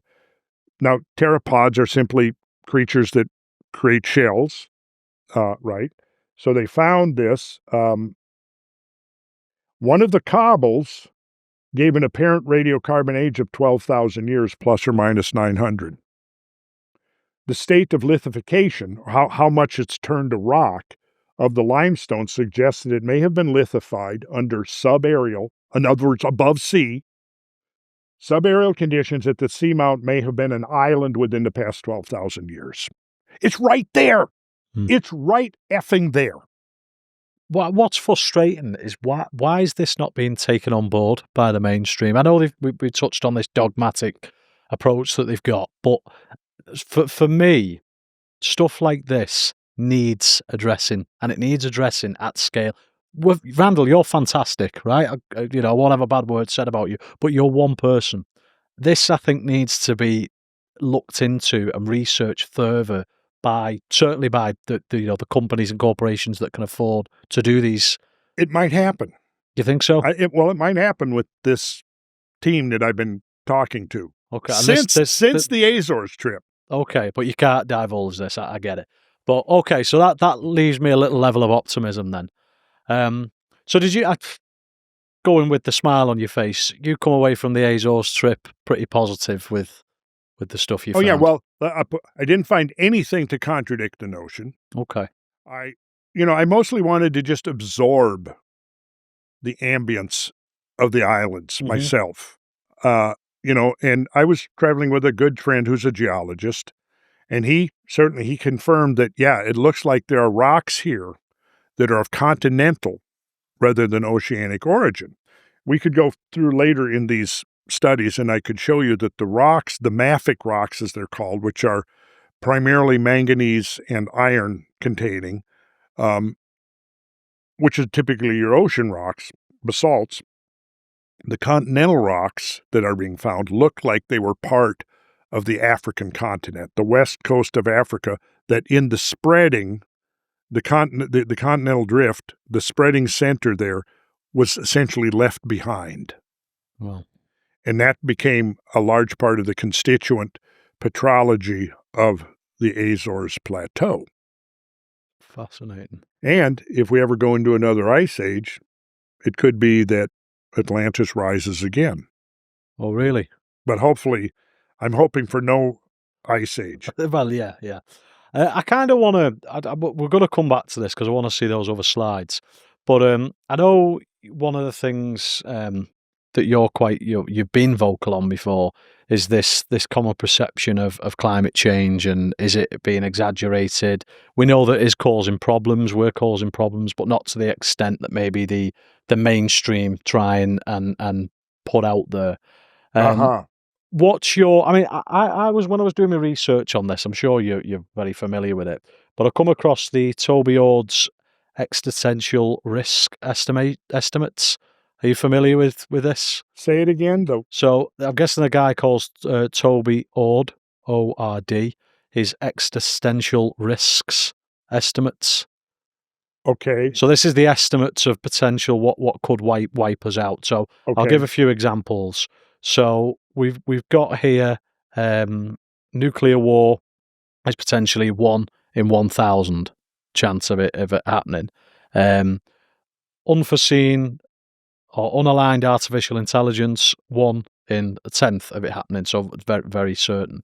But climate change on here actually matches nuclear war with a 1 in 1,000th chance of it happening. So I wanted to kind of get your...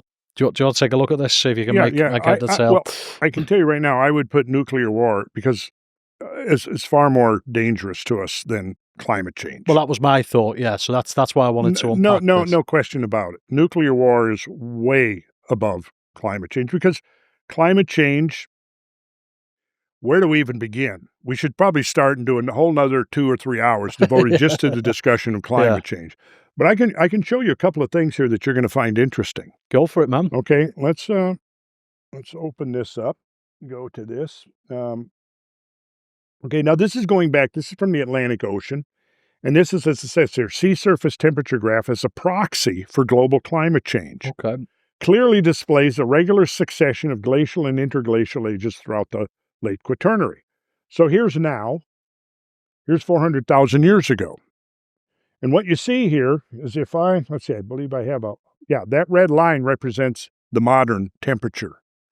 So notice where it is compared to where most of the last 400,000 years has been. Now, you can see this is right where we're at now. This was so-called climatic optimum, that little peak there where it was warmer than now, between roughly 6,000 and 9,000 years ago. And it was not detrimental. In fact, it was a time of abundance. It was a time of proliferation.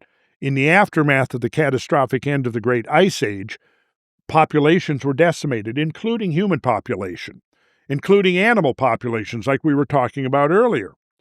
During the climatic optimum, sea levels were 3 to 4 feet higher now, according to some estimates, and the climate was up to 1 to 3 degrees warmer, right?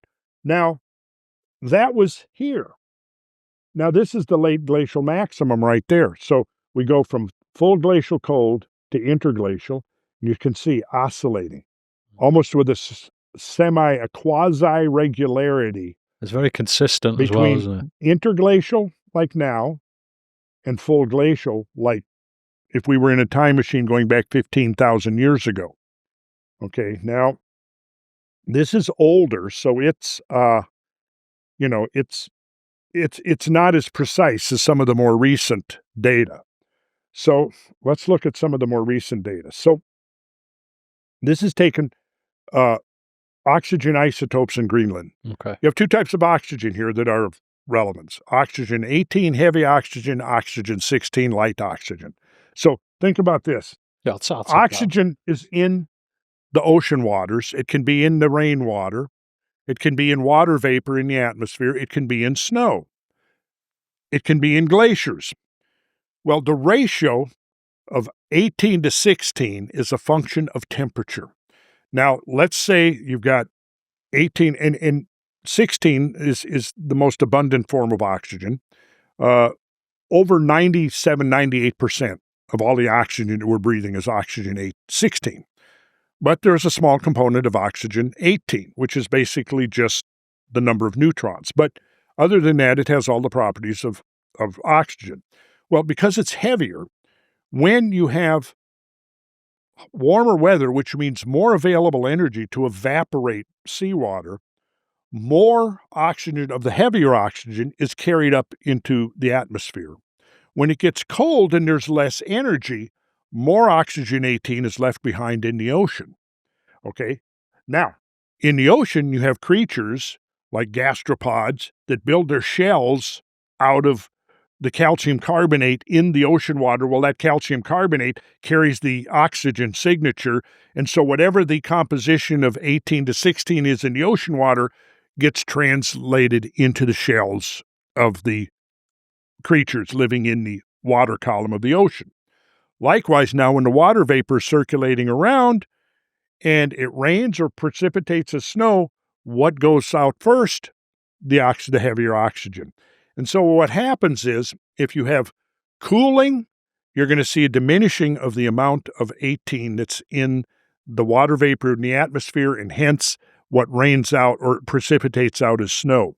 And the converse of that is also true. So what they've done since the 50s and 60s is they've perfected or very much developed this technique of looking at snow, ocean water, creatures in the ocean to determine what are the ratios, and they've been able to develop a system of direct correlation between the ratio of 18:16 to temperature. Okay, so that's what this is referring to. They took deep cores between 88 and 93. Two teams heroically cored samples from the summit of the Greenland ice sheet to the bottom. They took them out and they've been analyzing them ever since. But what they discovered by the early 90s, see, this is from 1993. Willie Dansgaard was the lead author of this, famous scientist. And the title of this is Evidence for a General Instability of Past Climate from a 250,000-year ice core record. So looking at this is your depth. So here's the surface. There's 1,500 meters deep. Here's the present. Here's 10,000 years ago. So 10,000 years ago, the snow that is now glacial ice 1,500 meters down was deposited over Greenland, right? And so then there's a kind of a timeline here. So this is the graph of the last 10,000 years. Okay, so here it is again, right? So this is your relative oxygen isotope ratio, which is the ratio of 18:16. And here I've correlated things that have occurred in terms of climate change. And what you can see here when you look at this very clearly is that this waving back and forth is anywhere between 1 and 3 degrees. Mm-hmm. So what you see is for 10,000 years, you can see the climate has been oscillating back and forth, at least in the region of Greenland. Well, now further studies have shown that this was probably a global signal, not just a regional signal. But where in here do you see a flat, steady line of unchanging global temperatures? Nowhere. Nowhere in 10,000 years it's been oscillating. You see some anomalies like this right here. This little 8 here was about a 300 to 400 year cold snap where it was about 3 degrees, 4 degrees colder than now. If this little thing here happened now, it would pretty much destroy agriculture for at least 3 to 4 years or more, cause major food collapses, agricultural collapses that would lead to famine. Famine would lead to major compromising of human immune systems, and that would create a perfect opportunity for pandemic diseases and so on, such as the Black Plague, the Justinian Plague, and so on, that followed in the wake of cold weather and agricultural failures, right? So that's what you see here. Now, if you look at the bottom, it's kind of trailing off to the left. Mm-hmm. So shifts to the left mean colder, shifts to the right mean warmer, okay? Here you see it trailing off to the left, it's getting colder, right? Now here I've done a timeline showing what's happening, from there's your climatic optimum, there's your 8,200-year cold event right there, the Bronze Age, the Pyramid Age, the Bronze Age collapse, which coincided with a cold period, classical Greece, Roman warm period, etc. Little Ice Age that we just came out of 150, 160 years ago. Okay, so I've taken this now and I've just put it here. That's the same graph. Now, we're going back 10,000 years.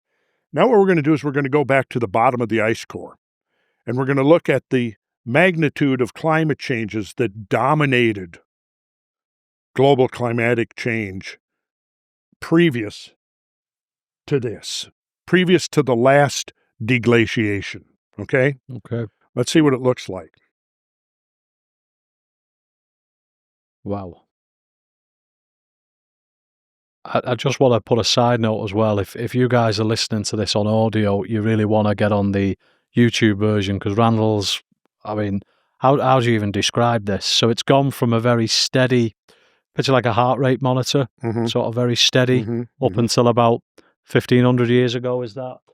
Well, this is 1,500 meters, 10,000 years ago. When it goes beyond that, which takes you right the way down, what's that figure at the bottom, at the very bottom of the graph? 250,000 250,000, and then it's just, the heart rate monitors, instead of it being sort of a steady line, it's just off the scale, up and down, up and down. Yeah. But the what would you call it? Like the time period, how would you describe Well, your magnitude. the magnitude? That's Your the word I'm magnitude. looking for. So the magnitude is considerably, noticeably different than it was in the previous. Yes. Now, this came out in 93. Okay. I've been waiting this many decades now for somebody to explain this, and guess what? Nobody has. And you know what? The promoters of climate change, they won't even talk about this because they're pushing out this false narrative that somehow whatever's happening now is more severe and happening faster than it ever has happened before. But clearly the weight of scientific evidence contradicts that completely. If you study paleoclimatology, which is the study of ancient climate, this is what you see. And they don't want to go there. Why? Because they're pushing a narrative that now we're in the midst of a climate emergency, a climate crisis, right? No, this represents climate crisis here. I mean, we're talking here, think about this. The current concern since the end of the Little Ice Age, which roughly coincided with the beginning of the industrial era, a degree and a quarter maybe warming, right? That's centigrade. Here, we're looking at like this. That's a warming right there of about 8 to 10 degrees centigrade. And you know how quickly this happened? And here, some of these happened in less than 5 years. In less than 5 years. Okay, I think we need to be talking about this. I'm amazed. I mean, this was what, 93? 93. We're now in 2026, and this is still not being discussed. No, because here's what happened. This was coming into the scientific realm at the same time global warming was becoming a major policy issue. James Hansen presented to the Congress in July of '88 and presented the whole global warming scenario and presenting the idea that it could lead to this major upheaval of things, right?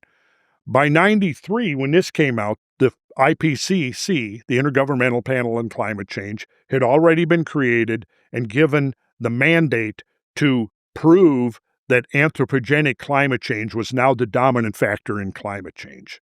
And so the propaganda of global warming pushed all of this to the side. It pushed it off of the mainstream discussion, and it kind of got forgotten in a way.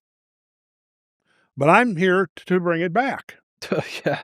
And I mean, the pushing the whole global warming, looking at that graph, I think it's global cooling we probably need to worry about. Absolutely. Absolutely. Because what I showed you in the previous graph. And just to backpedal a moment, because you mentioned something earlier on when we was on the first 10,000 years about it, that little blip there. This one right here. Yeah, aggravating, just wiping out agriculture. What's the impact of some of those really cold magnitudes? Well, from here to here is the Younger Dryas, mm-hmm. right? Which we will get onto, by the way. And half the megafauna species of Earth bit the dust during that. Now, this warming right here, that's meltwater pulse 1b associated with that warming, and that's 11,600 years ago. There's Plato. Plato already gave us this date 2,300 years ago. But yet people still dismiss that. Yeah, but Atlantis. Oh, he talks about, he believes in Atlantis, so he has no credentials. Get out of here, And of course, humans wiped out all the woolly mammoths as well. Yeah, in that time period. And it's laughable, really, isn't it? But yeah, I mean, this for me is it's a cause for concern because look, whatever the narrative, whatever they want to try and push on us, whether it's financial gain, we should really be prepared for this. Yes, you got it. Absolutely. But for me, if you want to keep, it's all well and good having a propaganda for financial gain, but if you want to keep humanity existing far beyond reaches, in our generation's lifetime, then surely we need to prepare for this happening again. Well, you would think so, wouldn't you? Well, let me put it this way. If we go back, if we were to expand this out, we would find that there were some interglacials like we've got here. But none of them that we know of have exceeded the duration of the modern Holocene, which is dated now from 11,600 to the present. Okay. So we're now in the longest period documented and verified of interglacial climate. So, yeah, what does this tell us then, Randall? This graph here that you've got, and you mentioned that the first 10,000 years, or the first what's the first section up to? I This keep is forgetting. 10,000 years. 10,000 years. Yeah. So I was right. So the first 10,000. This is sort of new territory for us, essentially. If we were to go right the way back. Yeah, it's not. I mean, like I said, this is 93. Okay. So it's not that new, and there's been no research since then that refutes this. Mm-hmm. In fact, it's only confirmed that there have been these episodes of extreme changes compressed into a very short period of time. And due to the fact that the whole climate change science community kind of got hijacked, you want the research money? You got to get on board with the global warming deal. Mm-hmm. That's where the money's at, not this. Not going back and saying, and in fact, I've seen sites that say, well, here's how you can argue down a climate change denier, right? I've been called a climate change denier, which I find extremely ironic because no, actually, I'm just the opposite. I'm telling you here that climate change is very real, but there are other. Are you going to tell me that people driving SUVs were causing this? Mm-hmm. I don't think so. Or that cow farts were causing this? Well, maybe woolly mammoth farts, but not, I don't think that was what was going on here. We could speculate on what I think was going on. Let's look at this next. This is zeroing in on this right here. So this is the Younger Dryas right here. Mm-hmm.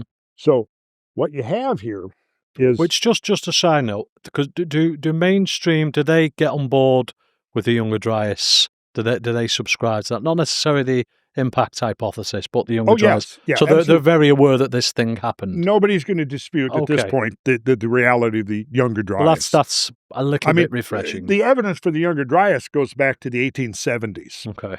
You know where it comes from? The flowers? The Dryas octopetala. Okay. The 8-petaled flower, which is a cold-loving flower. It likes cold weather, doesn't like warm weather. So there was Nathorst was his name. He was a botanist primarily, and he was studying strata in Scandinavia. And he saw that there was a glacial deposit, right? And he was able to tell a glacial deposit is very distinct from the kind of things that accumulate during a non-glacial period. Because you got several thousand feet of ice grinding over the landscape, pulverizing the ground, the rock, overrunning forests, just pulverizing everything up, creating what is called till, which is this unconsolidated, incoherent, unstructured mass of material. It can be from a few feet thick to several hundred feet thick. It can be piled up in various configurations, such as moraine. Moraine is what happens at the snout of a glacier when the glacial till gets piled up in front of the glacier, right? And it can be hundreds of feet thick at that point. So then when the ice disappears in the immediate aftermath, let's say we go like over Scandinavia, over North America, same thing. You might have had thousands of feet of ice. It's gone. There's mountain glaciers, yes, but the vast ice sheets that existed from roughly 14 or 15,000 years to about 25,000 years ago, they're gone, right? But the landscape that's left behind bears the imprints of this enormous mass of ice and the extreme changes that accompanied the rapid disappearance of that ice. Now, if you can picture, you've got this great ice field, and in the process of melting down, one of the things that we now know happened with it, and beyond probably today's explanation, is that it fractured into thousands of large chunks that you could almost think of as large icebergs sitting on the landscape. And in fact, we know that a lot of times the ice didn't just melt away, gently melt away. It was catastrophic. And there are events, they call them Dansgaard-Oeschger events, and there are events that are associated with that are called bond events, where you have enormous discharges of armadas of huge icebergs being dumped out into particularly the North Atlantic. Well, when a glacier is moving across the land, it's grinding up and incorporating into the glacial mass all kinds of material. Rocks, soil, sand, silt, boulders, organic stuff, animal remains, trees, shrub, all of this stuff is getting incorporated up into the glacier mass, right? If it's between mountains, you might have mass wasting or landslide events, dumping enormous volumes of stuff on top of the ice. Well, then as it continues to snow, that gets buried. All of this is moving like a giant conveyor belt, down gradient. When it gets to the snout, all of this stuff gets dumped. And that's what builds your what are called terminal moraines at the end of the ice sheet, right?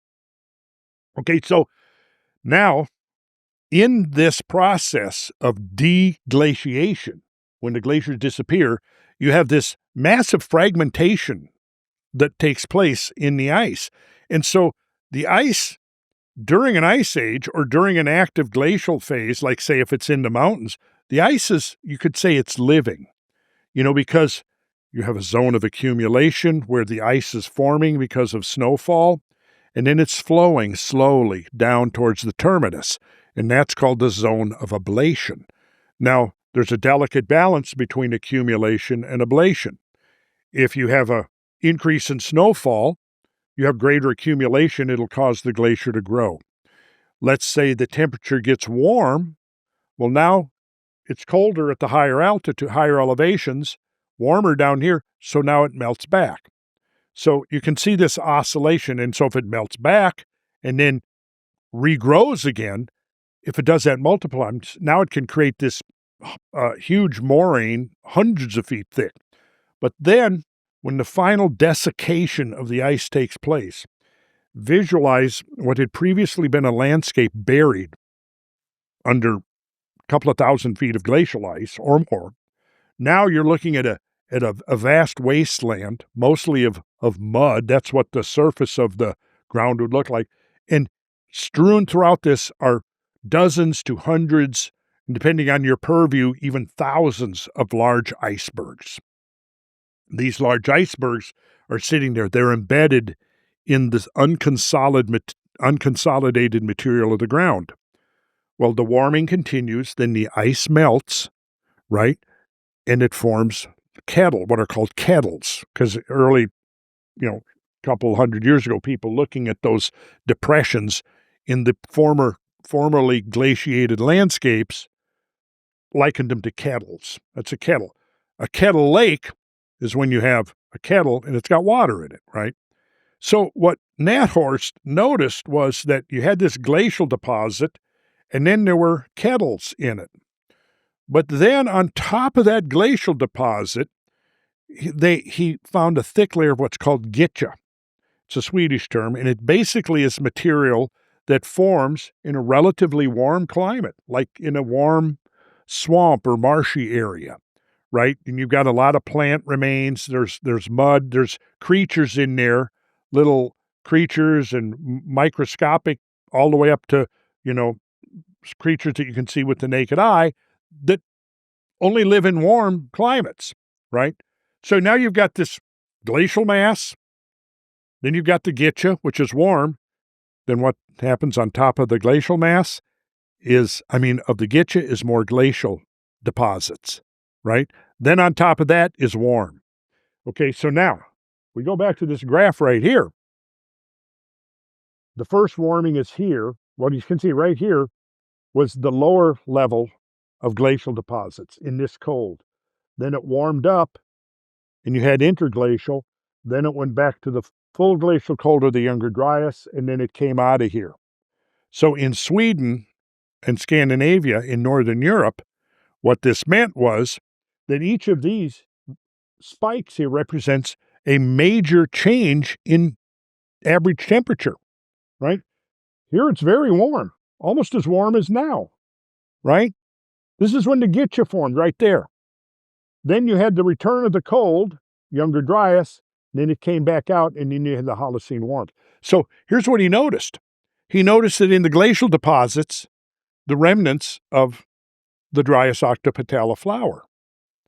And then he noticed that in the Gitcha, where it's warm, the flower disappeared, and during the Younger Dryas, it came back again. Now, he knew, because he was a botanist, he knew that presently the Dryas octopetala was not found in southern Sweden, was not found in Denmark, was not found in northern continental Europe, like Germany and Poland, but during this period, it was. And now it's found only in northern Sweden, up on Spitsberg Island. It's found up in Arctic climates. It's not found in interglacial climates.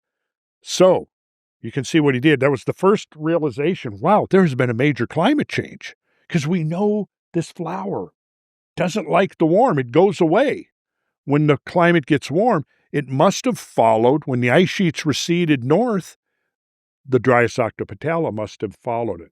Now, we call it the Younger Dryas. That implies that there was an older Dryas. And you had the older Dryas right here, and then you had the oldest Dryas. I'm not sure. I think the oldest Dryas might have been, let's see, the oldest Dryas was back here somewhere. So you had the oldest Dryas, the older, and the younger. Now, the younger is the one that's gotten the focus of attention in the last 10 to 20 years. And it's because, for one thing, it's the most immediate to our own time. And here's one of the problems with looking at some of these older events, is because this is not just temperature. These are massive changes in the biosphere, in the geosphere, in the hydrosphere, in the cryosphere. These represent enormous changes in the landscapes. So when you have a catastrophe, it can do as much geomorphic work in a few years as it might take normal times, centuries or millennia or longer. But then the next catastrophe comes along and tends to wipe out the evidence from the older catastrophes. That's part of the problem in reconstructing this, see, is because you've got a bunch of catastrophes here juxtaposed, say, every 5 to 10,000 years. Now, what's interesting, when you go back 200,000 years, that's the first appearance of Homo sapiens sapiens. So somehow, our ancestors, for many generations, survived this. How did they do it? That's a question worth asking. Remember the lesson of the Grail? There are certain questions that need to be asked. This is one of them. I mean, it'd be a travesty if it doesn't get asked. I mean, correct. What's your take? Well, my take is that yes, it would be a travesty. But what we see happening now is this pushback, because, that's what I was saying, like with Graham Hancock. What's his great sin? Well, he's asking questions that if the search for answers is actually undertaken, could just completely pull the rug out from under the mainstream narratives of history, of global change, of climate change. We're supposedly in the 6th great mass extinction now, which, if you know anything about the previous 5, is complete nonsense. Complete nonsense. One of the great mass extinctions was the KT boundary event when the dinosaurs disappeared, but that was only like the middle. There were 2 more that were at least more extreme than that, the terminal Ordovician and the Permian-Triassic. Permian-Triassic, 90 to 95% of all life on Earth was wiped out, terrestrial and marine. But, I think 244 million years ago? We don't know. We're still arguing about what caused it. I think it was a combination of extraterrestrial impact and extreme volcanism, and possibly a solar component as well. In other words, I think you have solar cycles, you have volcanic cycles, you have impact cycles. Sometimes they all correspond, and when they do, I think that's when we see these major loss of species, destruction of habitat, and the great mass extinction episodes in the history of life on Earth. I think what people struggle to get their heads around is time as a concept. Like you're saying there, 250 million. It's easy to articulate that number, but to actually process it in your brain, Yeah. like what? Because I mean, how long have we said civilization? If we go with the mainstream, how long have we said civilization's been? 5,000 years. So 5,000 years is a fucking long time. But then when you're putting that as an even bigger number, Right. it's hard to, you get into the realms of Yeah. struggling to comprehend. You do. And I think, is that possibly a factor why the experts don't want to go near this? Well, is it too confusing? They don't like not having the answers? When you're talking about the 5 great mass extinctions, one of the last ones occurred 35 million years ago. Mm-hmm. Well, we're talking about events that happened long before humans, right? When we talk about the Younger Dryas, we're talking about times that humans were on the Earth and lived through the Younger Dryas, Mm-hmm. right? Now, the impact hypothesis for the Cretaceous Tertiary, 65, which is now 66 million years ago, was very controversial when it was proposed. For one thing, it was getting us away from the nice gradualist models that had been so refined and imprinted into the curricula of earth sciences and so forth, right? Well, that went back and forth for 10, 12 years. And finally, with the discovery of the Great Crater in the Yucatan called the Chicxulub Crater, which is a Mayan term, which means horn of the devil, which is interesting. When I was down there exploring that area, the rim of that crater, which is the inner crater, is about 120 miles wide. That's huge. That's huge, right? Along just inside that rim are an arcuate set of cenotes, they're called, which are these like karstic collapse features, because that whole terrain is limestone. Limestone is calcium carbonate. Calcium carbonate is erosive in acidic waters. So that whole terrain, there's like when you're in the northern Yucatan, there's no overland rivers. They're all under. They're all flowing in caves and conduits under down in the limestone.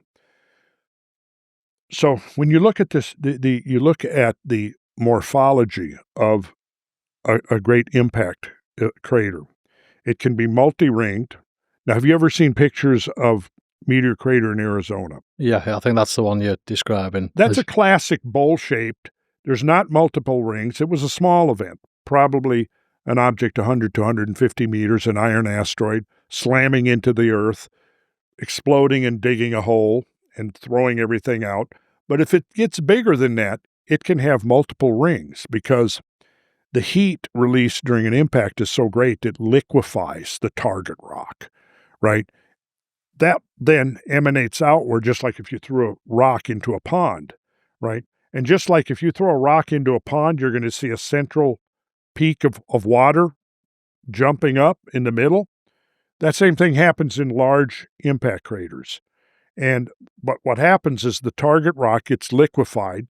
It'll emanate outwards as a series of concentric rings, which interestingly, the spacing ratio of those is the square root of 2, which takes us right back full circle to sacred geometry again, right? But then the middle, you'll typically have a central uplift, a peak, right? There is a crater up flanking Kentucky and Tennessee. It's called the Middlesboro Crater, and there's literally a town built into the crater's about 5 miles wide, and it has a central uplift peak. Now, the central uplift peak is fairly eroded down, but I've been there, and you can get up on the rim, and you can look out over this huge, yawning, circular valley. From my vantage point, on the opposite side, there was a fault line that had opened up like a huge fissure in the rim of this crater. Well, that's called Cumberland Gap, and anybody who knows the history of the settling of America knows the story of Daniel Boone leading settlers through Cumberland Gap because it was a way to get across the Appalachian Mountains. But when he did, I guarantee you, he didn't know that that was the byproduct of a gigantic impact event. But so now, Middlesboro, Kentucky is a town built in that crater. The central uplift is there, but it has a golf course on it. And I often wonder how many times do the golfers out there realize that they're swatting their ball there on the central uplift of an ancient, well, astrobleem is one term for it, which means star wound. Probably not very often that happens, but it's true. It's there. So there's a large central uplift in the Chicxulub crater, except now the Chicxulub crater is buried under about a half a mile of limestone, right? So you have to use ground penetrating radar to see the damn thing. You don't, other than the ring of cenotes, you don't really see it from the surface. Well, here's the interesting thing. The Mayans had a whole tradition, about cyclic catastrophes that destroy the world and then the world is reborn, right? So they have four previous, we're in the fifth world age, just like the Hopi Indians have a story, a myth about we're in the fifth world age. And the previous four were destroyed by various catastrophes, right? So you see this ring of cenotes at Chichen Itza. It's called the Well of Sacrifice. And back in the early 20th century, there was dredging and samples taken from the bottom. And the Well of Sacrifice is one of the cenotes that actually has a bottom. Many of them, when I was there, we went diving in a cenote, and there were some professional divers there when me and my traveling companions were there, and they were just coming out as we were going in, and we had no pretensions of going down more than a few dozens of feet. They had come up and they said they had been exploring that particular cenote for years. They'd never found the bottom. Now you got hundreds and hundreds of these things that appear to be interconnected in a giant network of caves filled with water. And there are places out in the Caribbean where the water that's flowing through these limestone caves is coming up on the bottom of the ocean and bubbling up to the surface as fresh water. Well, right in the center, right flanking on the coastline of the Yucatan, that's where the center of this crater is. The town of Chicxulub is built right over the central peak, this mountain that's buried under the limestone that came up like a great horn, if you will. Well, so when I went there, that's when I learned that the Mayan word Chicxulub literally translates as horn of the devil. Now, going back to the Well of Sacrifice and the dredging, what they pulled out of there, some of that stuff, most of it's in the Carnegie Museum right now. Very interesting stuff. They found long pipes that were obviously being smoked or something. They had hollow, and then they had bowls, and then the snout, the bottom of the thing was carved into the head of a serpent. Okay, now serpents and snakes have universally been symbols of things like comets, fireballs, asteroids, etc., right? So what they would do, they would have a ceremony, and in fact, this is all documented. I probably even have it on here. Let's see if I have it here. I think I do. Let's see here. Let me close this Atlantis, and I have here, let's see. Yeah, Mesoamerican Apocalypse right here. So I've got a whole program analyzing the apocalyptic traditions of the Mayans. And let's see here, yeah. So yeah, final page of the Dresden Codex. So here is death holding a spear, stabbing down towards the earth. Here's the sky dragon opening its mouth, belching forth the waters of the great flood. That's part of their tradition, just like so many traditions around the world. But let's just fast forward through some of this. And I'll show you quickly. Let's see here. We could do a whole show around this. Oh yeah, I mean, also as well, just while you're searching for that, is serpents always depicted in religious stories and gospels as well. I mean, obviously, most notably, the devil was the one that persuaded Eve to have a bite of the apple, or was it Adam who bit the apple? Yes, you know, that was the devil was depicted as a serpent. So you've got to Yeah. start asking yourself. People might say these are fables. Just have a quick pause there. Sorry about that. That's all right. Well, this is the well of sacrifice. Okay. Okay. So when they started dredging, they came up. Well, I think probably have an image here of it. Let's see some of the stuff they pull out. There's the one that I went diving in, and it's weird because the walls of the thing are actually the opening is smaller than so it goes like this. It opens up Like a vase type thing. Yeah, Vase, and this is the one where the divers were coming out when we were going in and said they'd been looking for years and never found the bottom of this thing. So now, what's the Mayan tradition about the cenotes? Well, they said that the cenotes were the entrances into the Mayan underworld. Now, and this is inside a cenote. This is one I actually went swimming in. Okay, here's examples of scepters that were found in the well of sacrifice. Now, let's see if we can find a, the lower end of this staff of office originally had the recurved tip of a dart thrower or atlatl.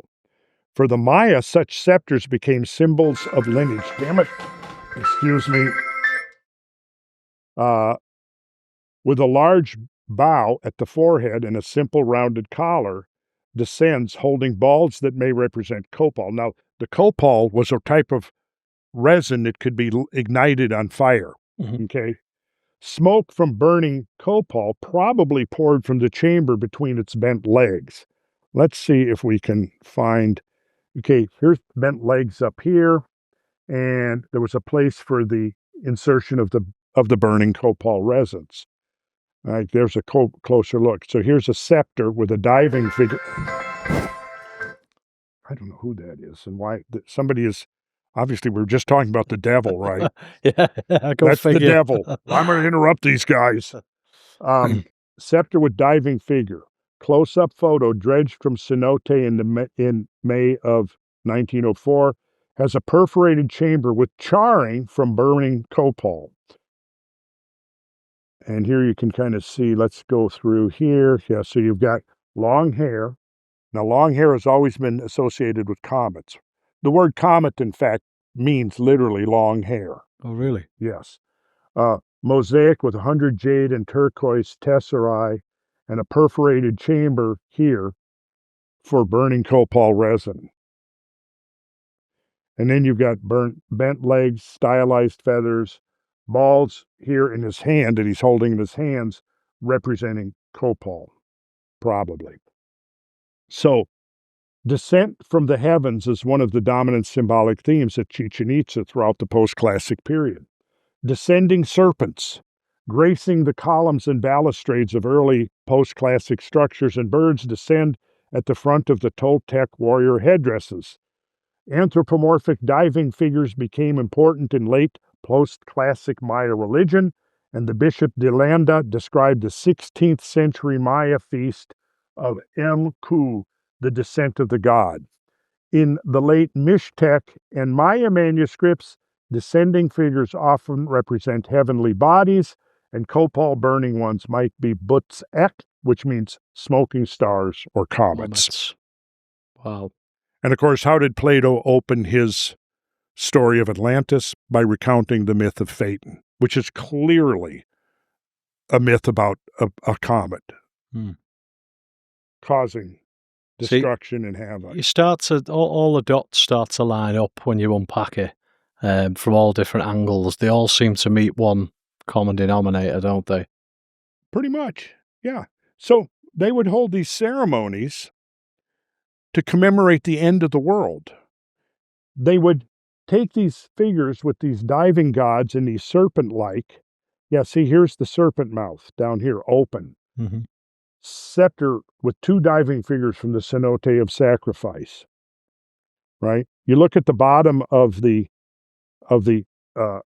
stepped pyramid, the balustrades represent serpents. You can see these, I've got a better slides of this, but serpents with their mouths open. Mhm. Serpents were a very integral part of their whole belief system. Well, now we learn from multiple different sources that serpents represent things from the sky, right? So what they would do in these ceremonies, apparently, is they would hold these ceremonies commemorating the end of the world. They would take the copal, put it into the mouth of the serpent, light it on fire.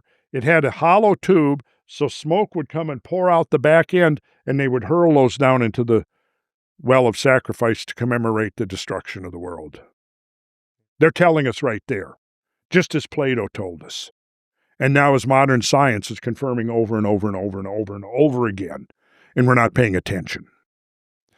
We have to be looking at the bigger picture and realize that we are part of a much larger ecosystem than just the terrestrial, and that there are times when, to use the biblical terminology, the windows of heaven are opened, and we have this exchange between that which is above and that which is below. And these are those concentrated periods, those episodic periods of concentrated change that our ancestors somehow knew how to adapt to and survive, but we have forgotten. But we have within our grasp at any point the knowledge, the science, the technology, along with this tremendously important and valuable corpus of insight that we've inherited from the past that's telling the same story that science is now telling us, but completely independent. Most scientists do not realize that a lot of modern science is confirming the ancient knowledge that has come down to us. And what's come down to us is probably only fragments of what existed, 5,000, 10,000 years ago. And they're completely opposed to any idea that there may have been more to the human story than simple barbaric hunter-gatherers prior to the Younger Dryas. And I'm saying, no, we absolutely have to rethink our past and realize that the Younger Dryas was, in terms of species loss, which is directly a function of habitat loss, the Younger Dryas has been the most severe event of the last several million years. More species were lost at the Younger Dryas than, say, in the hundreds of thousands of years that preceded it. And in fact, there's an event called the Hemphillian extinction event. It dates, which was roughly equivalent to the terminal ice age event, the Younger Dryas. You got to go back 5 million years to get to that. So there is a big untold story about our own past, the past of human civilization and human life on Earth that has been overlooked.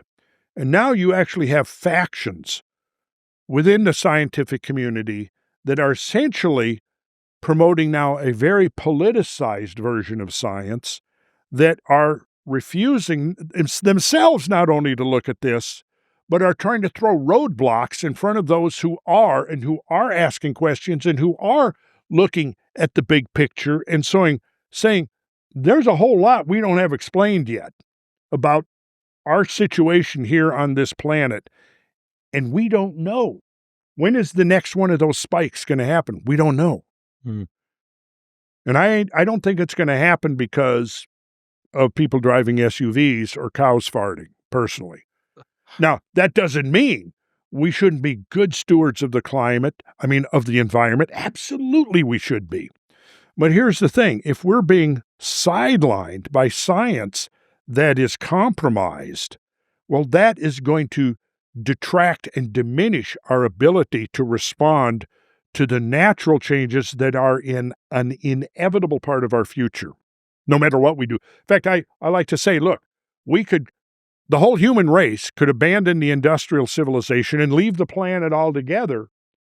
We would still have catastrophic climate changes happening. Mm-hmm. Well, that's proven. Oh, over and over and over again. Mm. Yeah, it's sort of like a common thread for this interview, and similar to the interviews I've done with Randall and Billy Carson and people of that ilk, is the mainstream. Are they just blinded by delusion? Are they just refusing to look at this? Because obviously, you're like you've just mentioned there, you're highlighting issues with climate, but then we've not even divulged into like the torrid meteor stream that we go through twice a year and all the other factors as well. Why don't they want to identify these things? So okay, why don't they want to identify these things? Because surely that's prolonging the human race. Well, yeah, well, the best I can come up with is that ultimately it gets back to political agendas. Essentially, if you look at the policy proposals being advanced as far as what do we do about anthropogenic climate change, that involves essentially the complete control of uh, energy acquisition, energy distribution, and energy consumption. Now, if you control the flow of energy from extraction to distribution to consumption, you essentially can have a way of controlling all of society. And if you look at what's being proposed is changes in human behavior. We have to change our behavior or we're going to have a climate emergency and it's going to be horrible. And there's going to be mass migrations, there's going to be mass famine, etc. Yet, if you look at the history of climate, what you see is every time there's been a global warming, that's when we see human population expanding, we see prosperity, we see lifespans expanding, we see infant mortality declining. Why? Because in the warm weather, you have more rainfall, you have a longer growing season, you have greater latitude of viable agriculture, you have greater elevations, etc. And we see exactly that transition from what's called the late classic dark ages global cooling that occurred between the 500s and roughly 900s, right? When society just was at a standstill, and then the climate warmed. And what happened? Well, you can see over the next 150 to 200 years, all of the things I just mentioned. Even the stature of people during the Middle Ages increased. Why? Because they were getting plenty of food. And why were there food? Because you had a longer growing season, you had greater area that could be under tillage, and so people were living longer, they were healthier, fewer babies died, and so the population of Europe, anyway, increased to the point where during around 1150 AD, after 200 years of medieval warm period, the population of Europe had expanded so much, and the wealth and prosperity of the European society had increased so much that they could now undertake a monumental project like the building of the great Gothic cathedrals, which basically required inspiration that influenced the entire European society. Because that's, in a way, an important, I think, milestone and exemplification for us now, because what we see is that there was some higher purpose motivating people during that roughly period from about 1130 to 1150 up to about the end of the 1200s. And what you had was you had these, well, you've been to Europe, so you know some of the cathedrals even in Britain are very impressive. You go to France, I've not been to England, but I've been all over France, and, Amiens, Reims, Chartres, Notre Dame, Lyon, Bourget, etc. These are incredible structures. And you look at the sculptural programs, you look at the engineering, you look at the stonework, you look at the glazing of the windows. What you're looking at is about 80 of these huge monuments and about 500 lesser, somewhat smaller, but you had all of this put into hand in about 150 years. Well, for every craftsman, builder, stoneworker, artisan, glazier, carpenter, whatever, You had to have a whole support infrastructure of society, providing them with food, clothes, and shelter. You don't have anybody devoting their whole life to a statue without somebody in society providing them the means of to sustain their existence. Well, we had an army of craftsmen and women, and it demanded a support structure of society. Well, when you look at the magnitude of the phenomena, you realize, well, this is not just something that they did as an aside. The whole culture of Europe was focused around this project. And we only now are beginning to realize the true majesty and importance of these cathedrals, because what they do is they prove to us, they demonstrate that somebody 700-800 years ago knew a whole lot more about all of these things than they've been given credit for. And social organization was at a level that is hard to fathom, considering what happened before. Now, it was during the medieval warm period that the Scandinavians were able to sail to Greenland and establish farms on the west coast, because the ice had retracted enough, the climate was warm enough that they were able to conduct farming for 300 or 400 years, where it's now permafrost. Well, then at the end of this medieval warm period, which occurred right around the turn of the 1200s to the 1300s, the climate got cold again. And between roughly 1300 and 1340, the climate transitioned from the medieval warm to the Little Ice Age. And during that transition, there was repeated agricultural failures. And those repeated agricultural failures led to famine. The famine led to people becoming weak and susceptible to opportunistic diseases, and sure enough, around 1340, 1342, the bubonic plague swept over Europe. At that point, the great epic project of the cathedral building pretty much came to an end. And it was climate-induced, but not climate warming, because climate warming enabled the project. It created an environment of prosperity. The cooling brought it to an end, and we went into the Little Ice Age, which happened over several periods. There were some temporary warming periods within it, but the final demise, ending of the Little Ice Age, only occurred between 1800 and 1850.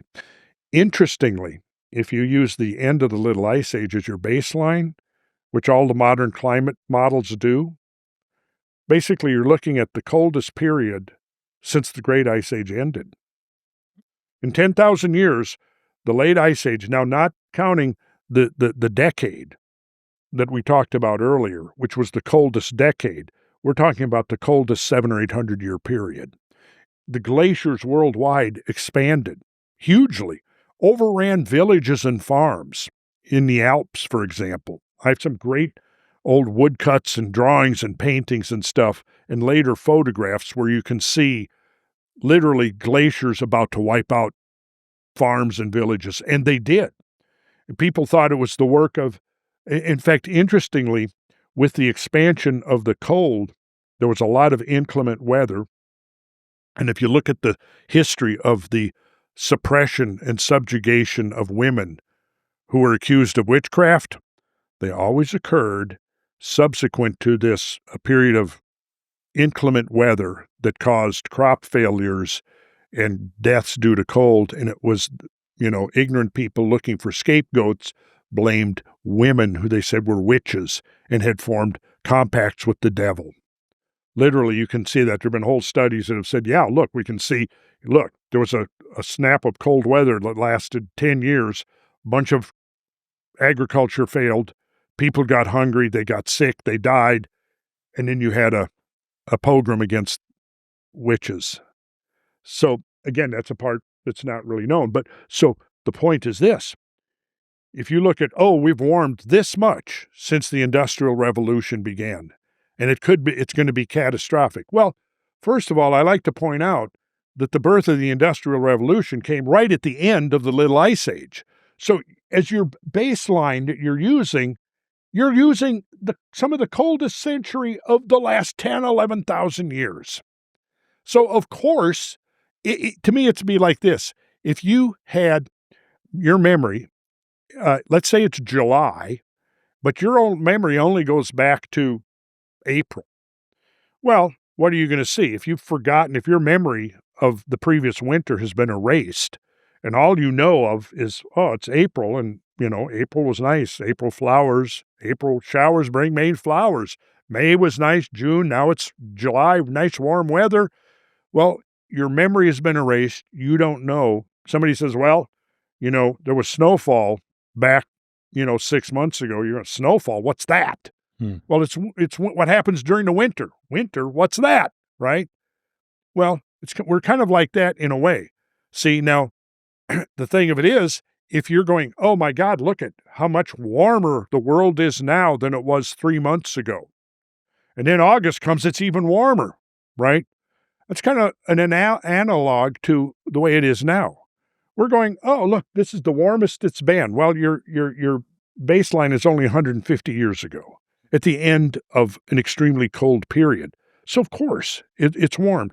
But the warming is totally consistent and within the margin of error of multiple warmings we've seen earlier. On one of those graphs, on the graph that I showed you, there's a huge spike around 100,000 years ago. It's called the Eemian.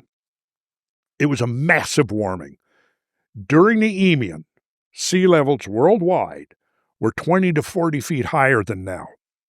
And Greenland had melted back so much that it's now a single dome, was now two separate domes, and there was a huge swath of unglaciated land going east to west right across the middle of Greenland. That's how much Greenland shrank, right, during the Eemian, which actually dates from 116 to 129,000 years ago. Look it up. People, anybody listening, look it up, the Eemian.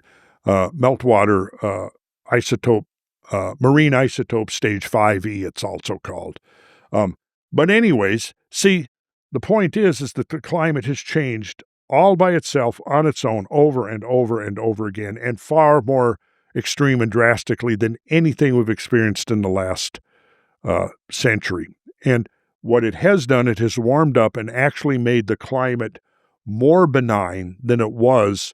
There's the famous, during the American Revolution, was during one of the really cold phases of the Little Ice Age. And the stories about at Valley Forge, the men freezing to death and stuff, and, having their feet being frozen off. They had to have feet removed because of the gangrene, because their feet had frozen, and, Washington crossing the River Delaware.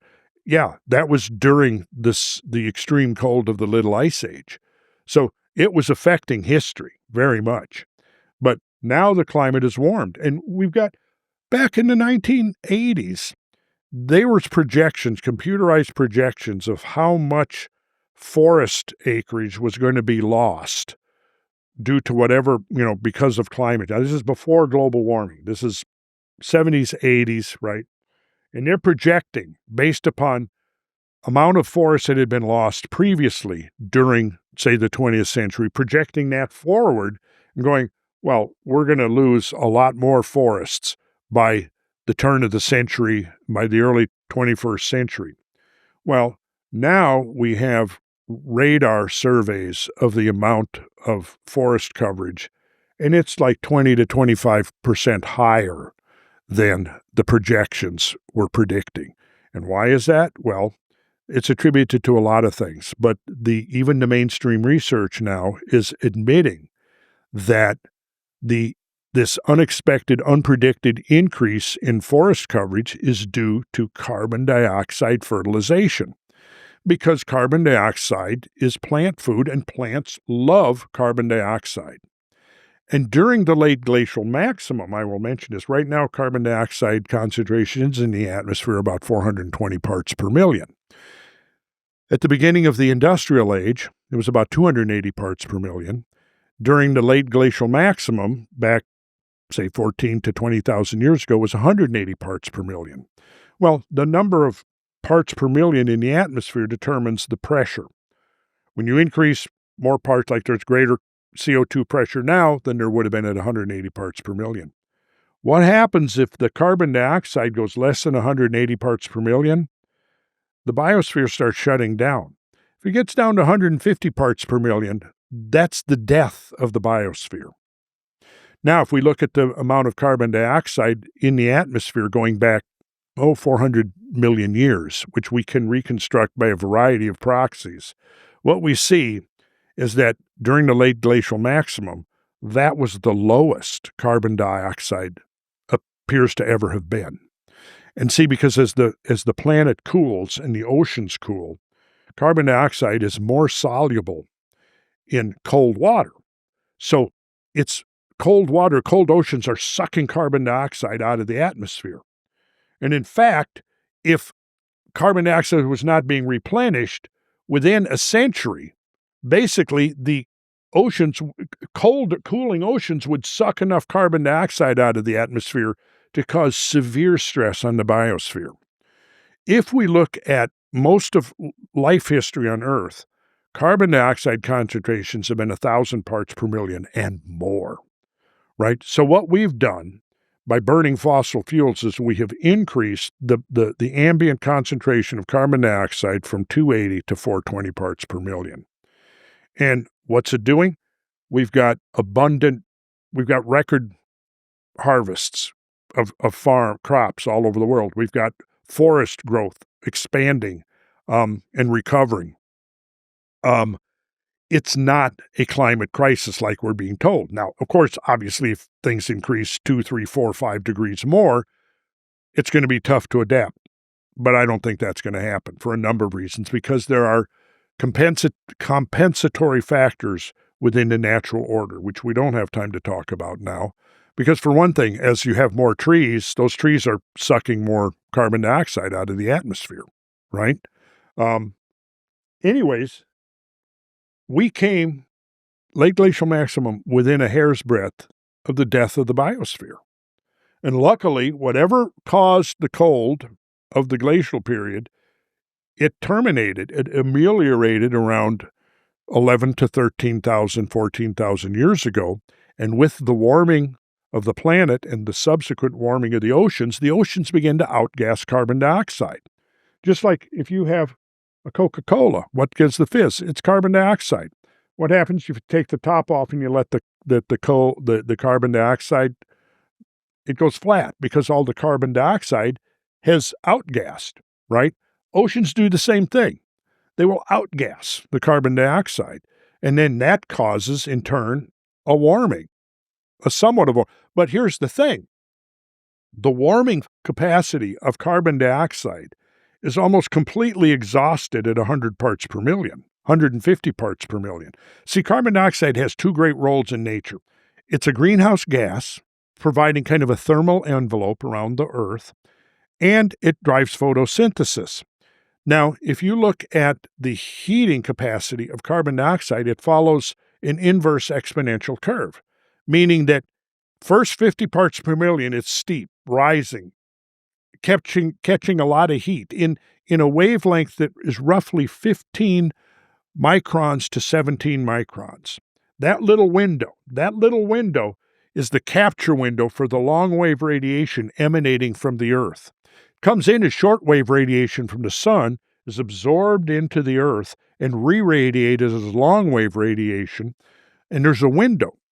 That window is open, and right now what happens is that window is mostly occupied by water vapor. Water vapor is the dominant greenhouse gas in the atmosphere. Once that becomes saturated, carbon dioxide has pretty much lost its ability to re-radiate heat back towards the surface of the Earth, right? So between 50 and 100 parts per million, the capacity of carbon dioxide, and I've written a whole 90-page paper about this, that carbon dioxide thermal capture ability is pretty much exhausted. But about the time that process becomes exhausted, between 100 and 150 parts per million, is when its capacity for photosynthesis begins, see? So there's so much that people need to know that they are not being educated about. Instead, school children are being told we're in the middle of a climate crisis, a climate emergency. None of this stuff that we've been talking about here today is being taught in schools. It's requiring the alternate media, like we're doing right here, right now, to talk about this stuff. It's out there in mainstream science. I mean, I can quote you hundreds of papers written by mainstream scientists, right? But again, one of the factors we have to keep in mind is where's the money at? The money is at global warming. The money is at anthropogenic climate change. And even though these guys that are publishing evidence that, yeah, climate has been a whole lot more dynamic than we thought, they always have to issue the caveat. Well, because of potential climate change, we need to know this. We need to know these studies about why this forest of spruce trees suddenly gave way to forests of pine trees, because spruce trees like cold weather and the pine trees like warm weather. And over a very short period of time, there was a forest of spruce and alder trees growing here. Suddenly they're gone and it's pine trees and alder or elm trees that grow in warmer climates. Just one example, but they have to begin that. They have to issue the statement, like somehow fit it into the global warming narrative, right? Because if they don't, they probably won't get published. And, so you got peer review working against alternate explanations, and you got the funding. And the funding now is being driven primarily by politics. And there's billions of dollars going towards alternate energies, which are completely pointless at this point because we're on the verge of another technological industrial revolution utilizing plasma energy as the way of powering a future civilization. But yeah, nobody's talking about that. In fact, there's probably going to be, as it gains more momentum, there's probably be a concerted effort to discredit it. I mean, it's equally educating, and it's also frustrating that there is this pushback. I mean, we've been chatting now for nearly 3 hours, Randall, which just flew by, but I've enjoyed every second of it. I mean, I think you could probably do a 10-hour podcast for you, really, couldn't you? But I want to. So there's two things. We ask all our guests this question, which we'll do in a moment. But I know when we were on the phone the other evening, you mentioned that you want to speak about some of the work you're doing with homeschooling, outdoors, children. So tell us a little bit about that, because I think it's incredible. Okay, so I definitely think we need to provide alternative education models. I think that's critically important. We need to rescue the younger generations from this indoctrination that they're being subjected to now, which covers all kinds of areas and dimensions of everything from, again, the climate and, social constructs and, sexuality. There's no reason why, grade schoolers need to know about all of this stuff that they're being, I don't judge any of that amongst adults at all, whatever your orientation is, but that's one thing. But when you start talking to children, because, look, when I came up, it was a different day, but, there was nothing like that. We never learned about any of these things. And the focus was on, again, what schooling is supposed to be, the basics. You're supposed to learn how to read, how to write coherently. You need to know some basic mathematics, and you need to know some real authentic history, right? They're not doing that. Some schools are. There are exceptions, but this is why, several million families now in America have been driven to pull their kids out of school. They've woken up and realized, our kids are going to come out. They're going to be deficient in the kind of knowledge that they need to survive in the world that's coming and be able to adapt to that world and even more build a new world that we need. Civilization needs to evolve. It's not going to evolve anywhere. It's going to devolve if we keep following the trajectory that we're on now. And we need a restoration of freedom of thought, freedom of action, freedom of communication. And that's not going to come as long as we're conforming to the mainstream agendas. Now, I'm not advocating in any way violence at all, because that'll backfire if we go to violence. But it has to be ideological, psychological, and ultimately, I think, spiritual. And I think if we can just reach enough kids, I mean, there are studies now that show children who are exposed to nature at an early age coming up, exposed to green spaces, exposed to the sky, to the natural elements, to the stars, etc., grow up much more adjusted to the real world. We can see the kids that are deprived of that, and go back, if we go back to the early 20th, when my dad was born, my grandfather was born, 80% of, say, America, and it probably was similar in where you're from, was rural. Mm-hmm. You know, farmed, you were close to the land, the animals, the plants, the cycles of the seasons. You could go out at night and see the Milky Way galaxy. You could see the shooting stars. You fished, you hunted, etc. Now, 80% of the population is urban. So you got whole generations of kids that have never really even seen the canopy of the night sky in all of its pristine glory, have never seen the Milky Way. Right? They don't know the green spaces. They don't understand, and what happens is there's been enough studies over 20 to 30 years now showing that those kids that are exposed to nature, to the sky, to the earth, to the green, they grow up with less depression, fewer divorces, less suicides, less drug addictions across the spectrum. They're psychologically healthier. Right? Now, of course, there's exceptions to that. There are, families that just, abuse their kids and raise their kids with issues and stuff. But overall, it's a statistically significant difference. I think we need to rescue the younger generation and their parents as well, because what I've been doing on the tours and the workshops and the conferences I do is I'm trying to get it to where now families are involved. I've been encouraging, I've had people early, in some of the early tours we did, calling me and saying, well, I'd love to come on your tour, but, I've got a 9-year-old. Oh, really? Well, is your 9-year-old reasonably well behaved? Well, yeah. Well, bring your 9-year-old, right? Bring your 10-year-old, bring your 13-year-old, bring your 15, 16, 17. On some of the tours I've done, I've had 3 generations. Well, I want to build upon this, and I want to not only explore alternative ideas, but alternative ways of educating, and try to lay a groundwork for understanding what kind of life do we want to live on this planet? How do we build a sustainable civilization? Because what we've got now is not sustainable. no, it's not. It's not. And we've got factions that have somehow illegitimately managed to accumulate a great deal of power, and like drug addicts, they are primarily devoted to increasing that power at the expense of not only everybody else in society, but ultimately in the long run themselves too, right?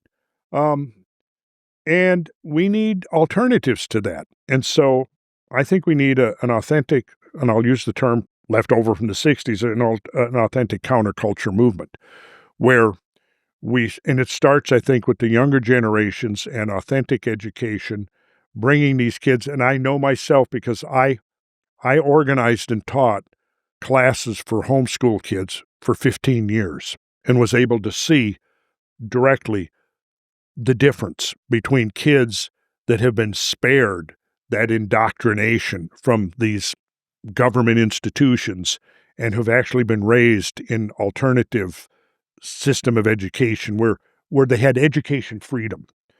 And it's it's not a coincidence that many of these homeschool kids are coming out, extremely well educated in things, totally socially. This is what they won't become socialized. Well, you're talking about a BS socialization here. Oh, yes, they're socialized. They're way more better socialized than their counterparts in these factories of indoctrination. Way more. For one thing, this whole stratification according to age is completely artificial. In the old days, just going back a few generations ago, I can't speak so much for the girls, but it's going to be true for them as well. But for boys, if you were 3 or 4 generations ago, who was your primary teacher in life? Your father, Mm-hmm. right? And that was expected. It was expected that fathers would mentor and teach their sons the basic skills that they needed. Now, if they needed other things, yeah, there were alternatives. But those alternatives were evolving rapidly before the big government bureaucracies inserted themselves into process. We can't even begin to imagine what could have evolved organically if we didn't go, the Department of Education, again, which is only from 1979. How did we manage to produce generally more high school graduates that had higher scores on the tests and knew more about the fundamentals than we are now when we've spent, $1 trillion on the Department of Education? It's a total failure and a waste of money. They've regressed massively. Right. So it starts, I think, with education, both children, young people, and adults as well. And I encourage, because I'm seeing a lot of the younger generation now. I'm working with a lot of people now in their 20s that are like, yeah, we know there's more and we want to learn more. And so however many years I've got left, and I'm hoping I'm going to make it to at least 100, right? I'm going to do everything I can to provide alternatives and say, look, here's what I've done. Here's what's taken me over 50 years to put together. It's yours. Here it is. Do what you will. Learn from it. I'm giving you some major shortcuts. And don't believe everything I say. Verify it for yourself. But if you want the sources, I've got it all. You see, I document everything I do, so don't take my word for it. Go to what Maurice Ewing said, when he was traveling over the mid-Atlantic ridge. Go with what Hubert Lamb was saying back in the 70s when he was realizing the reality of purely natural climatic change, right? I could go on with a list. Don't take my word for it. Let me just be your guide. I'm not dictating any intellectual outcomes to you. But I will give you the resources, the fruits of 50 years of research, and try to give you some serious shortcuts, because time is of the essence here. I think it's an incredibly selfless act, that, Randall. And it says a lot about your character, your personality, as well as being packaged with all this knowledge, all this wisdom. You're a genuinely good guy, and I've loved... Most of the time. Most of the time. It's been an honour, a privilege. As I say, you was a dream guest of mine. I'd love to do a part 2 with you. I'd love to do a podcast, and we could probably book this one out for like 5 or 6 hours with you and Graham, if that's something we could potentially work on. I know Graham's after doing a part 2 with me in line with his new book, so we can maybe have a chat off camera. But before we wrap up, I ask all our guests this question. I'm going to ask it to you as well, Randall Carlson, and that is, what does challenge mean to you? So what does challenge mean to Randall Carlson? Challenge to me means, how do we put in place the essential pieces that can maximize and optimize our probabilities of creating a successful and enduring and sustainable, truly sustainable civilization on this planet?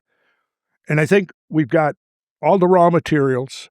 We've got the knowledge base coming from multiple sources. We just have to rise to the challenge and put the pieces together, not become sidelined by all of the deliberate distractions that are being put out there into the public discourse to keep us distracted from the essential stuff, the fundamentals, the things that the vital things. So that's, to me, the challenge.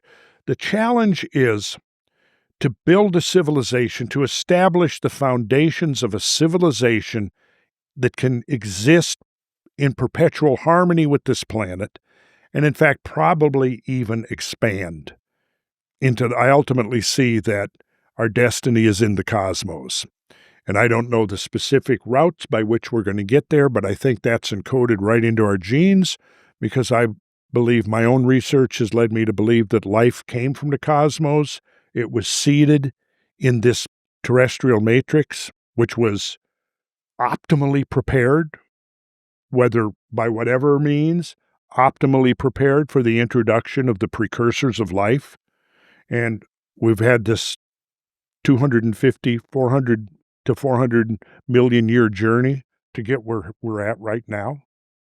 And right now, we used to cohabitate this planet with more than a dozen, actually even up to 20 other hominin species. They're gone. We're the last man standing. It's up to us because there is a big dumb space rock out there with our name on it. There's a future gigantic solar coronal mass ejection. All of these things can combine to cause a terrestrial response. We now know that what happens out there can produce what happens down here in terms of spasms of globally devastating volcanism. We also know that impacts into the sun can trigger gigantic CMEs, and we realize now that we are part of a larger ecosystem. We have to build a civilization that can adapt to what we now know is the true parameters of human life and our own future. So I say, let's pick up our trowels and get back to work, and let's figure out what is the cathedrals that have to be built for our generation who are here on the planet now. I concur.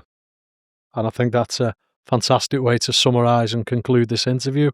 Randall, it's been an absolute pleasure, brother. It, Daniel, very I've enjoyed much. it too. Those 3 hours just flew by.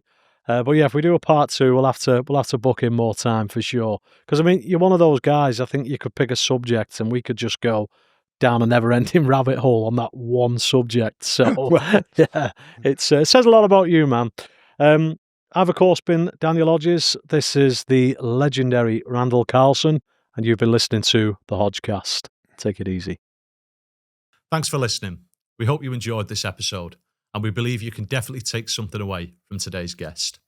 We couldn't attract guests such as this without a solid fan base. The best way we can grow this is through subscriptions. So, if you haven't already done so, can I please ask you hit that subscribe button and help us continue to put out content for you all to enjoy. Until next time,